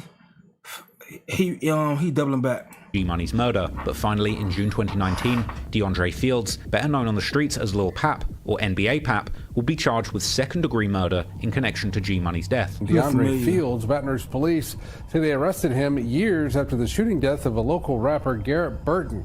Back in 2017, Burton went by the name of G-Money. In his early music, YoungBoy had painted a picture of Pap as being one of his main shooters, and now here he was, accused of shooting YoungBoy's biggest rival dead. Lil Pap initially pled not guilty, and years later he would accept a plea deal on greatly reduced charges of accessory after the fact to murder, receiving a mere 5-year sentence. But interestingly, Pap would still swear to the judge and people close to him that he was innocent, and this sentiment was shared amongst G-Money's close friends like TBG rapper Fredo Bang, who would also later claim several times publicly that Pap indeed wasn't G-Money's killer. Y'all started sending me that. Just send it to me. I was like, you seen it? You seen it? Yeah, I seen it. Oh, you make arrests? Might be wrong. A man ain't do that. Do you know the guy that's being charged? Okay. You said that you didn't think the guy that they're charging with the murder actually did it. No. YoungBoy's lyrics on the leaked song, Keeping It True, seem to echo this same sentiment, with him rapping how after an op died in the night, his brother kept it solid and didn't tell, even though he wasn't the shooter. Even G-Money's own mother would post on social media after Pap's guilty plea that she also believed that he wasn't the actual killer of her son, leaving this first murder connected to YoungBoy and his squad of killers still shrouded in mystery, not only robbing G-Money's family of justice, but also meaning that whichever NBA soldier who did kill G-Money might still be walking the streets and stages behind YoungBoy to this day, being ready to kill again. There's of course been various rumors as to exactly what went down that night and who was responsible. G-Money's mother would make a post on Instagram showing a picture of 3 prominent NBA members, BBG Fredo, Ben 10, and Baby Joe, saying these were the 3 people that the police said killed her son. Other rumors would circulate, particularly on Reddit, where many have claimed that Pap indeed was not responsible, but was only connected to the case due to being caught with the gun that was used in the hit, while some have denied this. Some spread false rumors that YoungBoy might have killed G-Money personally, but he apparently had the perfect alibi, playing a show in New York City at the Gramercy Theatre that very night. Other NBA members would be caught on live with Quando Rondo in 2018, including OG3, Ben 10, and off-screen, Baba Osama, who is heard saying that they're smoking on G-Money before a frustrated OG3 ends the live abruptly. Yeah, we smoking on G-Money right now. What? One far-fetched rumor circulating on Reddit suggested that NBA Herm and Baby Joe were actually the shooters and that it was Ben 10 who threw the pillow and told him to go to sleep. Herm's name has been put forward by some on social media due to very suspect posts made by YoungBoy over the years, as well as the fact that he appeared right next to YoungBoy when he laid his head on the pillow in the music video for Bitch Let's Do It, as well as being on the original live that teased the song, with people commenting how crazy it was to rap these lyrics stood right next to the killer. Some believe that YoungBoy actually confirmed that Herm was responsible on social media during a feud with the rapper No Cap, where No Cap had apparently claimed that everyone in Baton Rouge was trying to claim the G-Money murder, with YoungBoy responding that you must not know about the Black Sheep, referring to Herm's nickname, while others adamantly believe that actually it was Ben 10 who was truly responsible for the hit, which makes the fact that he was caught liking the IG posts of the mother of G-Money's child all the more chilling. But even as the mystery continues, so does the disrespect, as G-Money's grave has been vandalized numerous times, and G-Money's mother still has no justice, as she heartbreakingly has posted him on her Instagram page every day for years. But sadly, she would only be the first of over a dozen mothers who would mourn the loss of their children. And the sad truth is that while G-Money had been a direct threat to the budding Never Broke Again empire, some of those who lost their lives appear to have simply been in the wrong place at the wrong time. Damn. The next body is one of the most debated when it comes to the alleged murders that YoungBoy has been connected to. On October the 26th, 2017, 19-year-old Ernisha Barnes was sitting in a parked car outside of a deli when she became caught in an altercation that would escalate into gunfire. Shots were fired from another vehicle, striking her multiple times, and she would later die from her injuries at the hospital. We also have now learned the identity and the name of that 19-year-old woman. Police tell us that it was about 10:15 last night when an unknown suspect in a red Chevy Trailblazer fired several shots into a car with 19-year-old Ernisha Barnes sitting in the passenger seat. It happened near Gus Young and 48th Street. We're told that Barnes was actually taken to a local hospital where she later died. YoungBoy's fans would later draw connections between several of his lyrics and Ernisha Barnes' death, most notably a leaked track titled Money Man, which featured YoungBoy describing a shooting where someone targeted a man named Hammer, but instead ended up striking his girlfriend. Allegedly, this was in retaliation for someone called Monkey shooting up YoungBoy's grandmother's home. According to Reddit rumors, these lyrics reference YoungBoy's beef with a gang known as TMH, or Too Many Hitters, and particularly two of their main members, named Hammer and Monkey, the latter being better known as the rapper TMH 32 Shots, who's also been affiliated with YoungBoy's main rivals, the TBG crew. Ernisha, or simply Nisha as she was known, was allegedly Hammer's girlfriend, who had then supposedly gotten shot by YoungBoy or someone close to him as a revenge for Monkey first shooting up YoungBoy's grandmother's house, with Ernisha actually getting the nickname Hammer Girl on Reddit, where many posts have been made demanding justice for her. However, Monkey would deny having ever shot YoungBoy's grandmother's house years later in his song FAN. In another leaked song, YoungBoy would even seemingly mention Ernisha by name, using her nickname Nisha, while rapping how she had a baby but got killed in front of a corner store. While in yet another leaked song, he seemingly implied trying to kill his enemy but ending up killing his girlfriend before calling himself the Murder Man. YoungBoy continued to reference that same theme of accidentally shooting someone's girl for years to come. He would rap chilling lyrics on the 2023 song I Heard that someone got swerved on with their girl, she got hit, and he heard her take her last breaths. But despite fan theories that YoungBoy, or at least someone close to him, was responsible for this tragic murder, in actuality, already in October 2017, two people had been arrested in relation to the incident. 27-year-old Donnie Spencer, who was charged with first-degree murder for allegedly killing Ernisha in a drive-by shooting, and 30-year-old Ashley Taylor, who was charged with attempted second-degree murder and illegal use of a weapon for apparently shooting at another woman in the same spot just minutes before the fatal shooting that killed Ernisha. Scotty Hunter tonight with the key thing that helped police make a very quick arrest. The man accused of carrying out this year's record-breaking murder in Baton Rouge, 27-year-old Donnie Spencer, is behind bars tonight. As he was loaded off to prison, he had nothing to say except one thing. Innocent. Spencer's charged with first-degree murder and attempted first-degree murder after allegedly gunning down 19-year-old mother Ernisha Barnes last Thursday in a drive-by shooting on Gus Young at 48th. His information put out on Friday. Roughly 72 hours later, he was picked up today by the U.S. Marshals Task Force. Although Spencer had first claimed to be innocent, he would eventually plead guilty to manslaughter in 2019, and he was sentenced to 22 years in prison. But even this wouldn't convince some fans, who would still keep claiming that Spencer had simply taken the charge for YoungBoy and believing his earlier claims of innocence as validating this theory. While this more far-fetched and far-removed murder seems highly unlikely to be truly connected to YoungBoy directly, the next murder would echo the hit on G Money, as another prominent TBG member with rumored bodies of his own against NBA would unfortunately go out the very same way. One person that played an instrumental role in NBA YoungBoy's early career was Big Dump, aka Desmond Hardnett. Big Dump had reportedly worked for YoungBoy as an agent or manager, and simply working for YoungBoy had undoubtedly made Big Dump a target in Baton Rouge, but later lyrics from YoungBoy himself would reveal that there might have also been other reasons. For example, on the 2022 track Doctor, YoungBoy threatens to shoot up a car, just like Dump would do, something that he reiterates on the 2025 track 86 Prayers. These lyrics seem to imply that Dump wasn't just a businessman, but also somebody that had a reputation in the streets and had personally participated in shootings, making him a target on multiple fronts. Combine that with the rumors that he was the one who had put the bounty on G Money's head, and it's clear that TBG members would have wanted to take his life too. On May the 4th, 2018, at around 6 p.m, Baton Rouge police would respond to a drive-by style shooting on the 2200 block of Nairn Drive. According to news reports, Big Dump had been chatting with family and friends in his old neighborhood when someone pulled up in a vehicle and fired several shots, killing Dump and injuring the woman standing near him, while 5 or 6 witnesses watched on in shock. Baton Rouge police say 29-year-old Desmond Hardnett died last night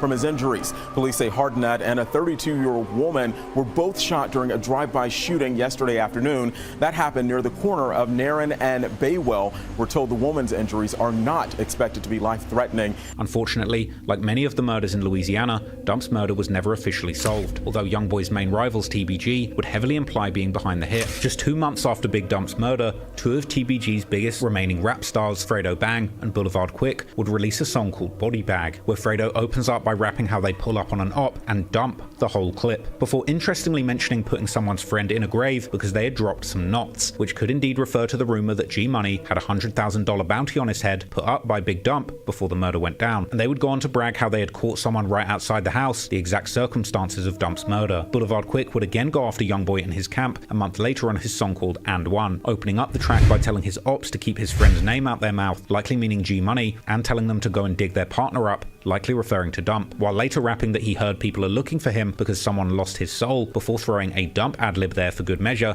just to make it extra clear exactly who he was talking about. But Quick would also hilariously give himself an alibi, rapping how he went to the movies and then went to see a girl while Dump's murder was taking place. And in both music videos, once again, a Chucky doll could also be seen, which at this point had become a way for TBG rappers to cryptically troll YoungBoy ever since that G Money industry music video. And just like G Money, Boulevard Quick would also boast in several songs how he had heard around town that killers were looking for him, but he wasn't scared and still sliding, even ending his August 2018 music video for the song Never Lacking by seemingly daring YoungBoy and his crew to try and catch him. Yeah.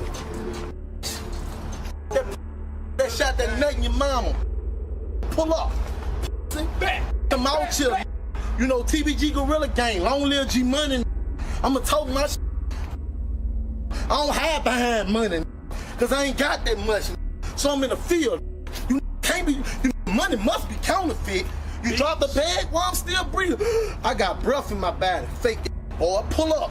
But the last straw was when YoungBoy's mother, Sharonda, would participate in this beef personally, causing Boulevard Quick to respond with a vulgar and unfiltered rant. Fredo Bang and Quick wants to get YoungBoy.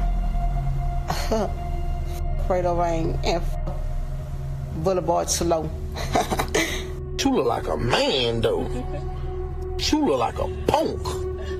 Talking about me, I ain't Fredo. I speaks on everything. Boy, that mama. Play with me first. This would cause YoungBoy himself to respond too. YB would warn Quick that this internet beef would end with him having the last laugh, saying that his ops are going to either die, go broke, or go to jail. This internet shit ain't for long. I hope y'all stupid mother know that. It's either you gonna die, you either gonna be a bum, or you gonna be successful, or you gonna go to jail.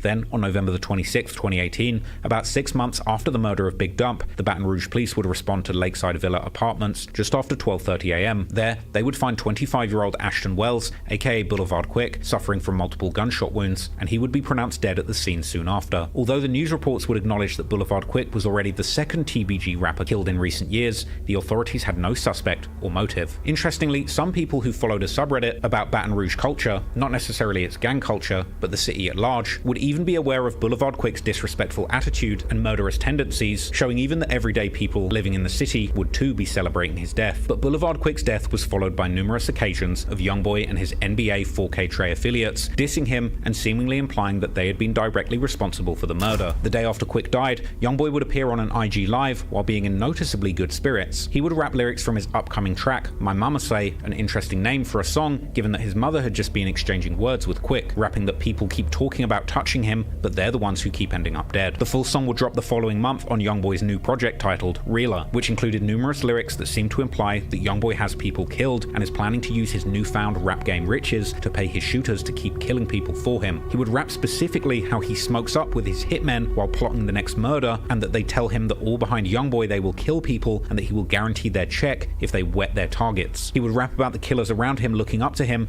and saying that he has bodies and that he hopes they don't catch up with him. In later songs, there would also be much more obvious references towards Boulevard Quick specifically, like the song Impact, where YoungBoy rapped how someone dissed his mother, so he ended up killing them. And famously on the song 1.5, where he raps that his mother had told him to leave Quick dead for speaking on her. Also, other NBA members would participate in the dissing, like NBA Big B, who in several songs dissed someone fat who died, clearly referencing Quick, even including a cover art of himself literally smoking on Quick, while also rapping in the song that if there's money on someone's head, he promises to get the job done, strongly implying that he had something to do with Quick's death. Interestingly, this murder being November the 26th, 2018, about a week after fellow blood rapper 6ix9ine from New York would end up getting indicted by federal prosecutors for his role as a shot caller in the 9 Trey Bloods. Funnily enough, many people on Reddit at the time would speculate that the feds would likely soon be looking into NBA YoungBoy too, and speculating that there were 2 known murders and perhaps more unknown ones at this point in time. But despite the rumors and lyrics that seemed to tie the hit to infamous NBA member Big B, rumors would circulate on Reddit that the real killer was a lesser-known affiliate of NBA known as Diddy Black, a friend of YoungBoy's who was also a rapper himself. Some have suggested that the two might have actually carried out the hit together. YouTuber 3J Knows the Truth would claim to have been told by those in the know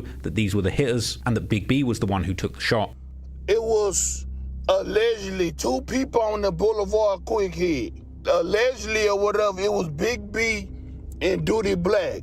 Big B shot or whatever. Boulevard Quick was walking outside, and when he made it to the parking lot, that's when he seen Big B. Quick tried to run. Boulevard Quick tried to run back.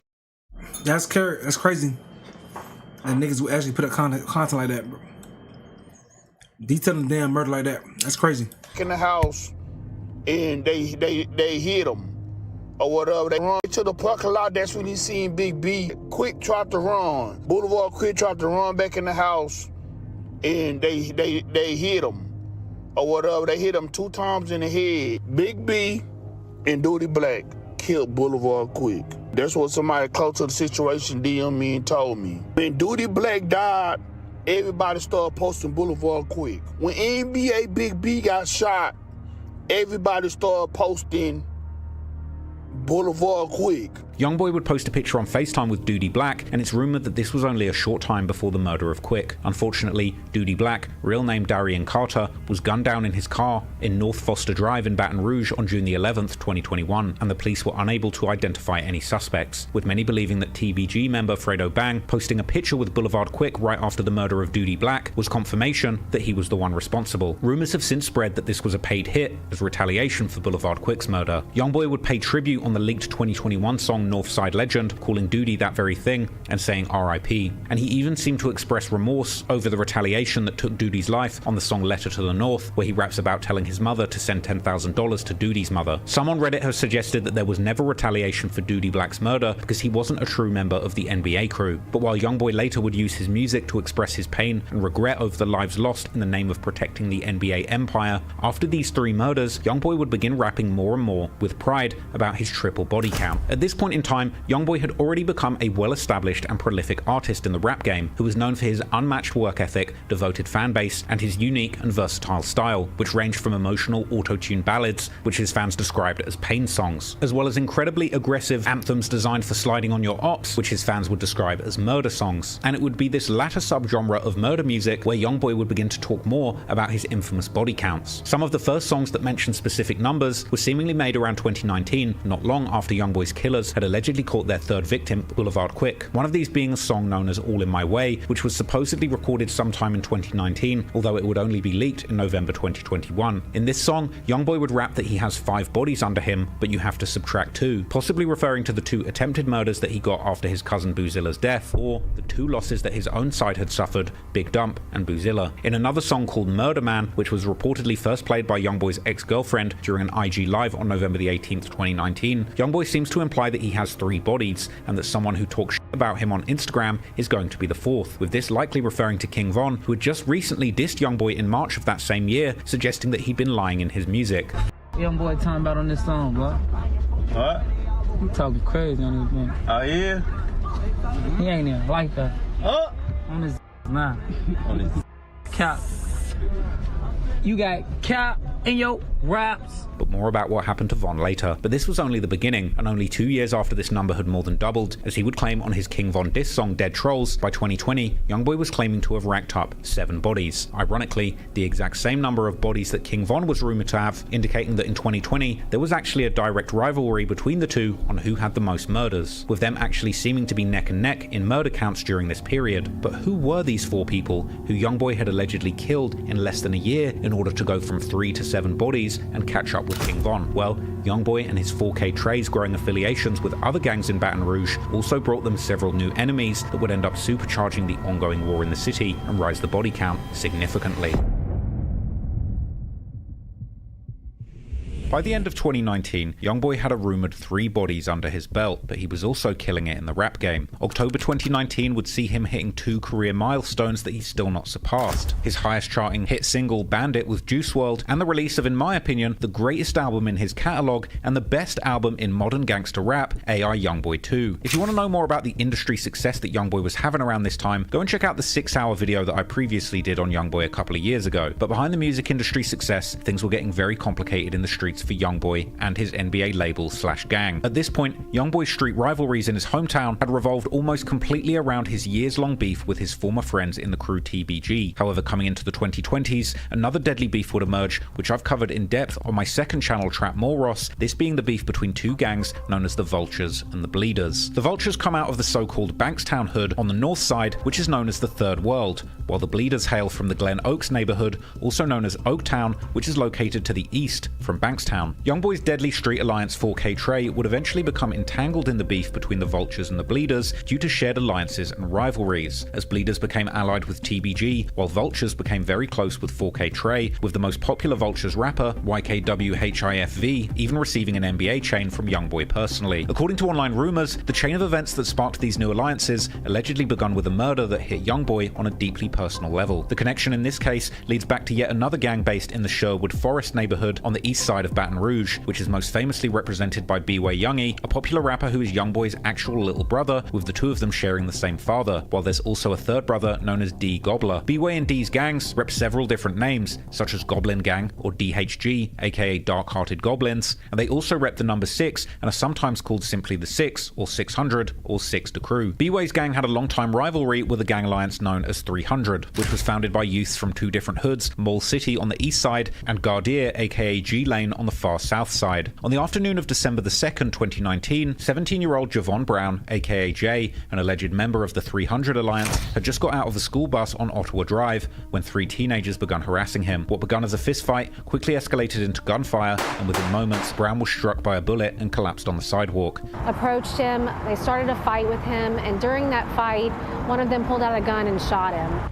Brown was rushed to the hospital where he died early Tuesday morning. Almost immediately, detectives began rounding up suspects connected to the attack, and within 48 hours, 3 teens were in custody, including a 16-year-old Kevin Anderson, who had himself gotten shot by accident during the incident, as well as YoungBoy's brothers B-Way, real name Jeffrey Tate, and D Gobbler, real name Devon Tate. B-Way faced charges of being a participant in the incident, while his brother was booked for allegedly being the triggerman. The East Baton Rouge Sheriff's Office saying that it was 18-year-old Devon Tate who pulled the trigger. His brother Jeffrey charged as a principal, both avoiding capture until Wednesday. As Redditors later pointed out, the feud between B-Way's DHG crew and the 300 Alliance played a key role in drawing YoungBoy's 4K Trey gang into the war, once the 300 eventually aligned themselves with the Bleeders. And while YoungBoy himself had personally no part to play in this murder, people online consider this murder to have been the very first catalyst that started the war between these 2 alliances, that at this point included 4K Trey and DHG on one side and the Bleeders and 300 on the other. Meanwhile, according to more online rumors, B-Way's charges were eventually dropped, but his brother D remains in jail on charges stemming from Jay's murder and other incidents that took place while he was out on bond. 300's revenge for this murder would come already a few weeks later when 17-year-old Gervonta Taplin, also known as Tay 6, an alleged member of the DHG gang, was killed in a Christmas Eve home invasion. New at 5, this is our first look at the teenager killed early this morning in a shooting. His family tells us someone came inside Gervonta Taplin's home and shot him. Tay 6's alleged killer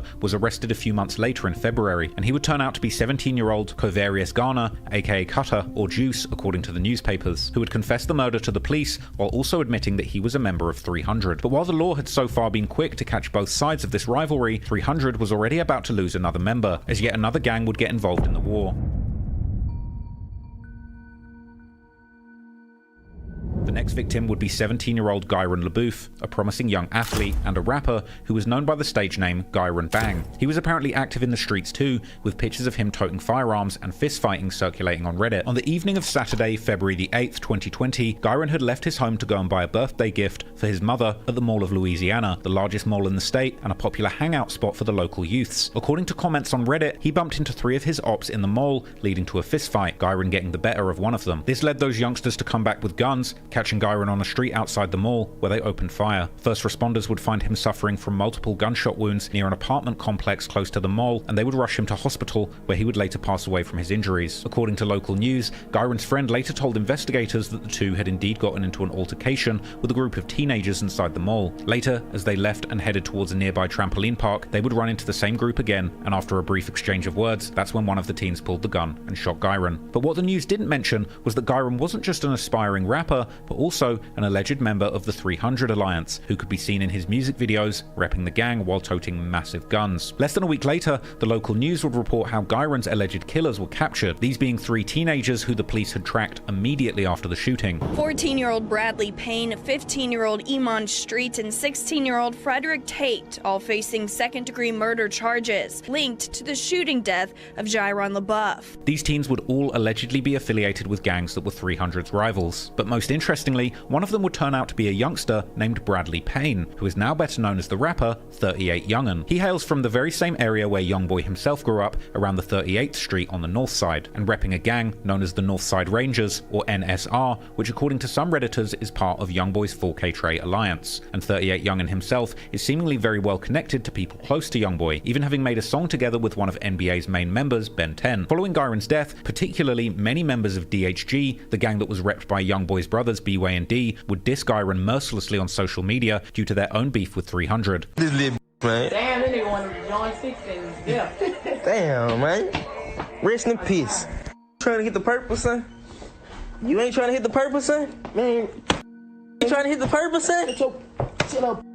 I bet. Well, we're gonna roll you up in that purple then, son. Straight up. B-Way himself would also seemingly participate in the dissing, like in his April 2021 song Goblin Gang, where he raps how he's never going broke again, adding that ish dead, just like Bang, which appears to be a targeted diss towards Gyron based on his rap name, Gyron Bang. Also, 38 Young'un himself has seemingly dissed Gyron in his music too, like in a song and music video that's since been deleted, where he raps how he smokes such strong weed that it makes him see J, B, and C, with J seemingly being a reference to J, aka Javon Brown, while B refers to Gyron Bang. C, on the other hand, refers to yet another dead 300 member called Chris, real name Christopher Fields, who was allegedly killed by his own friend. The 2 other suspects in the murder of Gyron, Iman Shumpert, aka Mond, and Freddie Tate, aka Tay Huncho, would later be convicted in the case, with Tate pleading guilty in 2022 after having the charges reduced, while Street also eventually pled guilty to reduced charges in 2024, still facing up to 30 years in prison. 38 Young'un's charges, on the other hand, were seemingly dropped, but he would be back in the news in 2023 when he and others were charged with allegedly committing crimes as part of a gang, known according to the local news as Never Broke Again Northside Rangers, this name obviously suggesting that the crew had branched off the original NBA crew around the 38th Street that was led by YoungBoy, with all this showing that if anything, 38 Young'un's ties to YoungBoy and NBA and his 4K Trey crews had only grown stronger. Members of a Baton Rouge street gang were formally charged.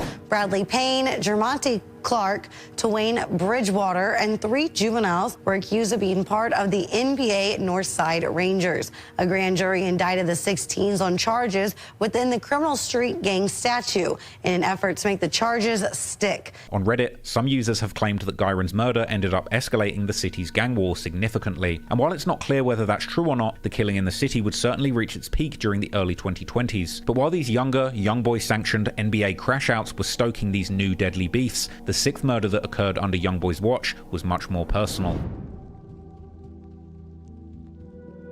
The 6th body traces back to YoungBoy's early childhood, when his best friend Lil Dave, real name David Cobb, was shot and killed at just age 16 during a so-called Rest in Peace picnic held in honor of another slain youth in 2010. Lil Dave's killer was never caught, and according to police, the murder investigation was particularly hindered by the community's unwillingness to cooperate with them. YoungBoy would continue to honor Lil Dave's memory in his music, but he would also rap about his desire for revenge, like in his 2015 track Homicide, where he promised that once they catch the person that killed Lil Dave, he will die, and in the 2016 track R.I.P. Lil Dave, where he promised revenge for what was done to Lil Dave. However, there would be a drastic shift in the way that YoungBoy rapped about Lil Dave 2 months into 2020. In his unreleased 2020 track, Hold 13, YoungBoy raps that they killed Lil Dave when he was 12, but once he made 20, he knocked the killer's face off. The line made 20 could be seen as a reference to either YoungBoy reaching the age of 20, or perhaps racking up a net worth of $20 million by this point, or possibly even paying $20,000 to avenge Lil Dave. He would also expand on this in in his other songs,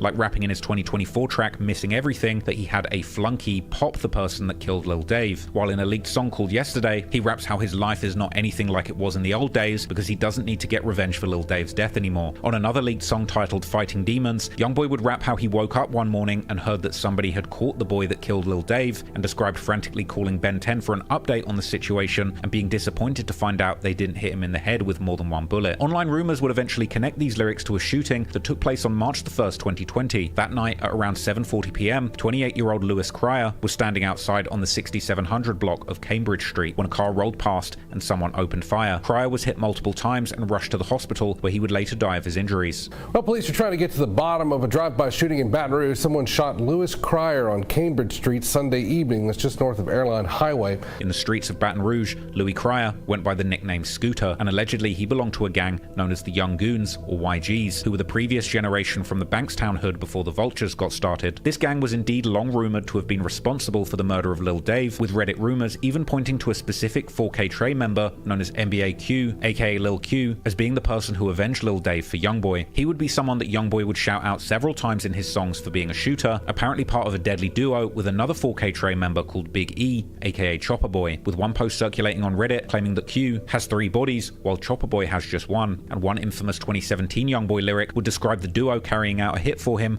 saying that they run down their ops with a special delivery from YoungBoy. However, officially, the case of Scooter's murder remains unsolved, but all of these lyrics paint a vivid picture of this murder just being another part of YoungBoy's reputation as the infamous murder man of Baton Rouge, and Reddit commenters are convinced that YoungBoy was directly responsible for calling this hit, with lyrics from the leaked song Hurt Somebody, aka Out My Body, seeing YoungBoy appearing to take credit for avenging Lil Dave and referencing someone called Jordan lining it up. Now, YoungBoy was seemingly using his rap riches to settle old scores from the streets of Baton Rouge from 10 years ago, but it would seem that despite the NBA crew reaching the upper echelons of the rap game, this didn't mean their long-running and biggest ops from TBG would be spared. During 2019 and 2020, the beef between NBA and TBG would reach deadly new heights. On songs, YoungBoy kept throwing shade at his old friends, like in the song Free D-Dog, released in April 2019, where he seems to imply that TBG used to run Baton Rouge, but now they can't claim that anymore, while proudly bragging how he had been getting so many people killed that he had made the whole city of Baton Rouge mad at him for putting so many big bags on people's heads. Unsurprisingly, TBG wasn't about to let this kind of disrespect go unpunished. The following month in May, YoungBoy was booked to perform at Rolling Loud, the biggest rap festival series in the country, where his name would be found on the 4th row of Sunday's performers. It's hard to imagine YoungBoy being so low on the billing now in 2025 when he's selling out stadiums back to back, but at this time in his career, he was still just a young and hungry rising star. And the festival taking place that year in Miami was stacked with other rap stars, many of these being the rap game's biggest artists at the time, descending on Florida to perform, including the likes of Lil Durk, Lil Wayne, 21 Savage, Kodak Black, and Chief Keef. Funnily enough, one of the other artists who was there was Young Thug, the very same person who, according to some rumors, had actually blessed YoungBoy's 4K Trey gang into the official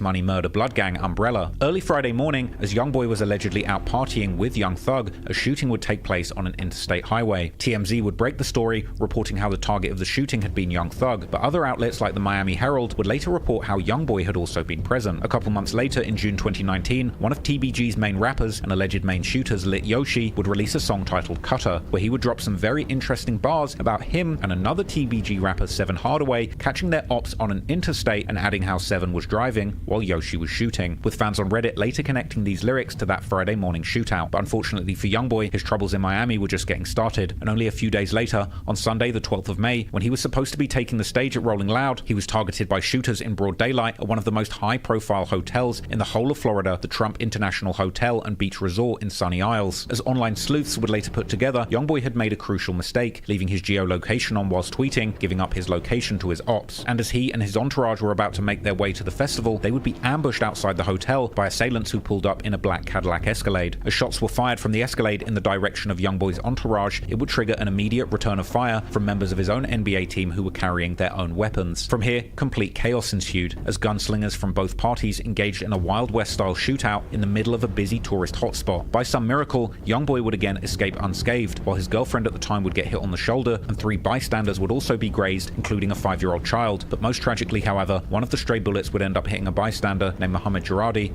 who would pass away from his injuries. After the shootout was over, and before the police and the news media would take over the crime scene, YoungBoy would somehow manage to flee the scene and still make it to his performance at Rolling Loud before he was ultimately hunted down by the police and arrested for violating his probation for allegedly taking part in the return of fire. When it came to the actual assailants, on the other hand, the Miami police were quick to make the connection that they were likely YoungBoy's rivals from his home state of Louisiana, but their exact identities and motives would remain unknown for some time, although the online sleuths were quick to notice how Lit Yoshi had been posting himself on social media sliding around Miami, armed with the exact weaponry that the police would later connect to the shooters. Coming into 2020, the war would continue back in Baton Rouge, where on the 22nd of March 2020, a shooting would occur at the family home of 37-year-old NBA affiliate named Travis Parker, known in the streets as T-Baby. T-Baby was shot and killed, while a 62-year-old woman believed to be his mother would be wounded, but survived. In the aftermath of the shooting, fans would notice that TBG rapper Fredo Bang appeared to be trolling 4K Trey member YMM Captain by liking his tribute post to T-Baby, possibly hinting at TBG's involvement in the murder. Just like after Dump's killing, when Boulevard Quick was gunned down only months later in what many saw as retaliation, the revenge was about to come again, only this time it would only take 1 week. On Sunday the 29th of March 2020, a 36-year-old man was found shot to death in front of a Food Mart and gas station on the north side of Baton Rouge. Police would later identify the man as Jason Nixon, a well-known TBG affiliate better known by his nickname Dutch, who had often been seen alongside TBG artists like Fredo Bang, Lit Yoshi, and Boulevard Sleepy. Dutch was also apparently known in the streets of Baton Rouge as a certified stepper who had been putting work in for likely a couple of decades at this point. TBG members would post numerous tributes to Dutch on social media, while NBA and 4K Trey affiliates were exhilarated, with BBG Baby Joe immediately posting a story on Instagram with a caption saying how he knew that TBG were hurting, together with a foot emoji implying that 4K Trey had stepped on them, while Ben 10 would later rejoice during an Instagram live, pointing out how TBG now had 3 dead members who they can't get back.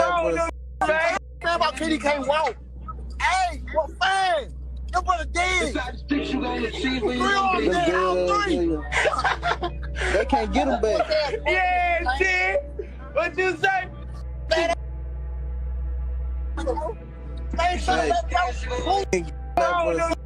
Also in online theories. Hey man, hell no, this shit crazy. I know it's an hour left of this shit. It's an hour left. 4K Trey has commonly been connected to at least. I ain't gonna lie to y'all, bro. I probably fall asleep within a damn hour, but goddamn, yeah, they got a shit going on over there. I'm probably gonna continue watching this shit, see what's going on, just so I know the fuck going on. But damn, man, hey dog, y'all stay out the damn streets. I'm gonna go ahead and get ready to go ahead and give y'all content tomorrow. Plus, I gotta hit this gym tomorrow, so I appreciate y'all hanging out with me and all the good stuff. But goddamn, this shit crazy, dog. Stay safe. The streets saying that dead in jail. That's all it is. If you ain't doing none of that, then hopefully you may make it out. But another option is being strung out on drugs and shit. You feel me? So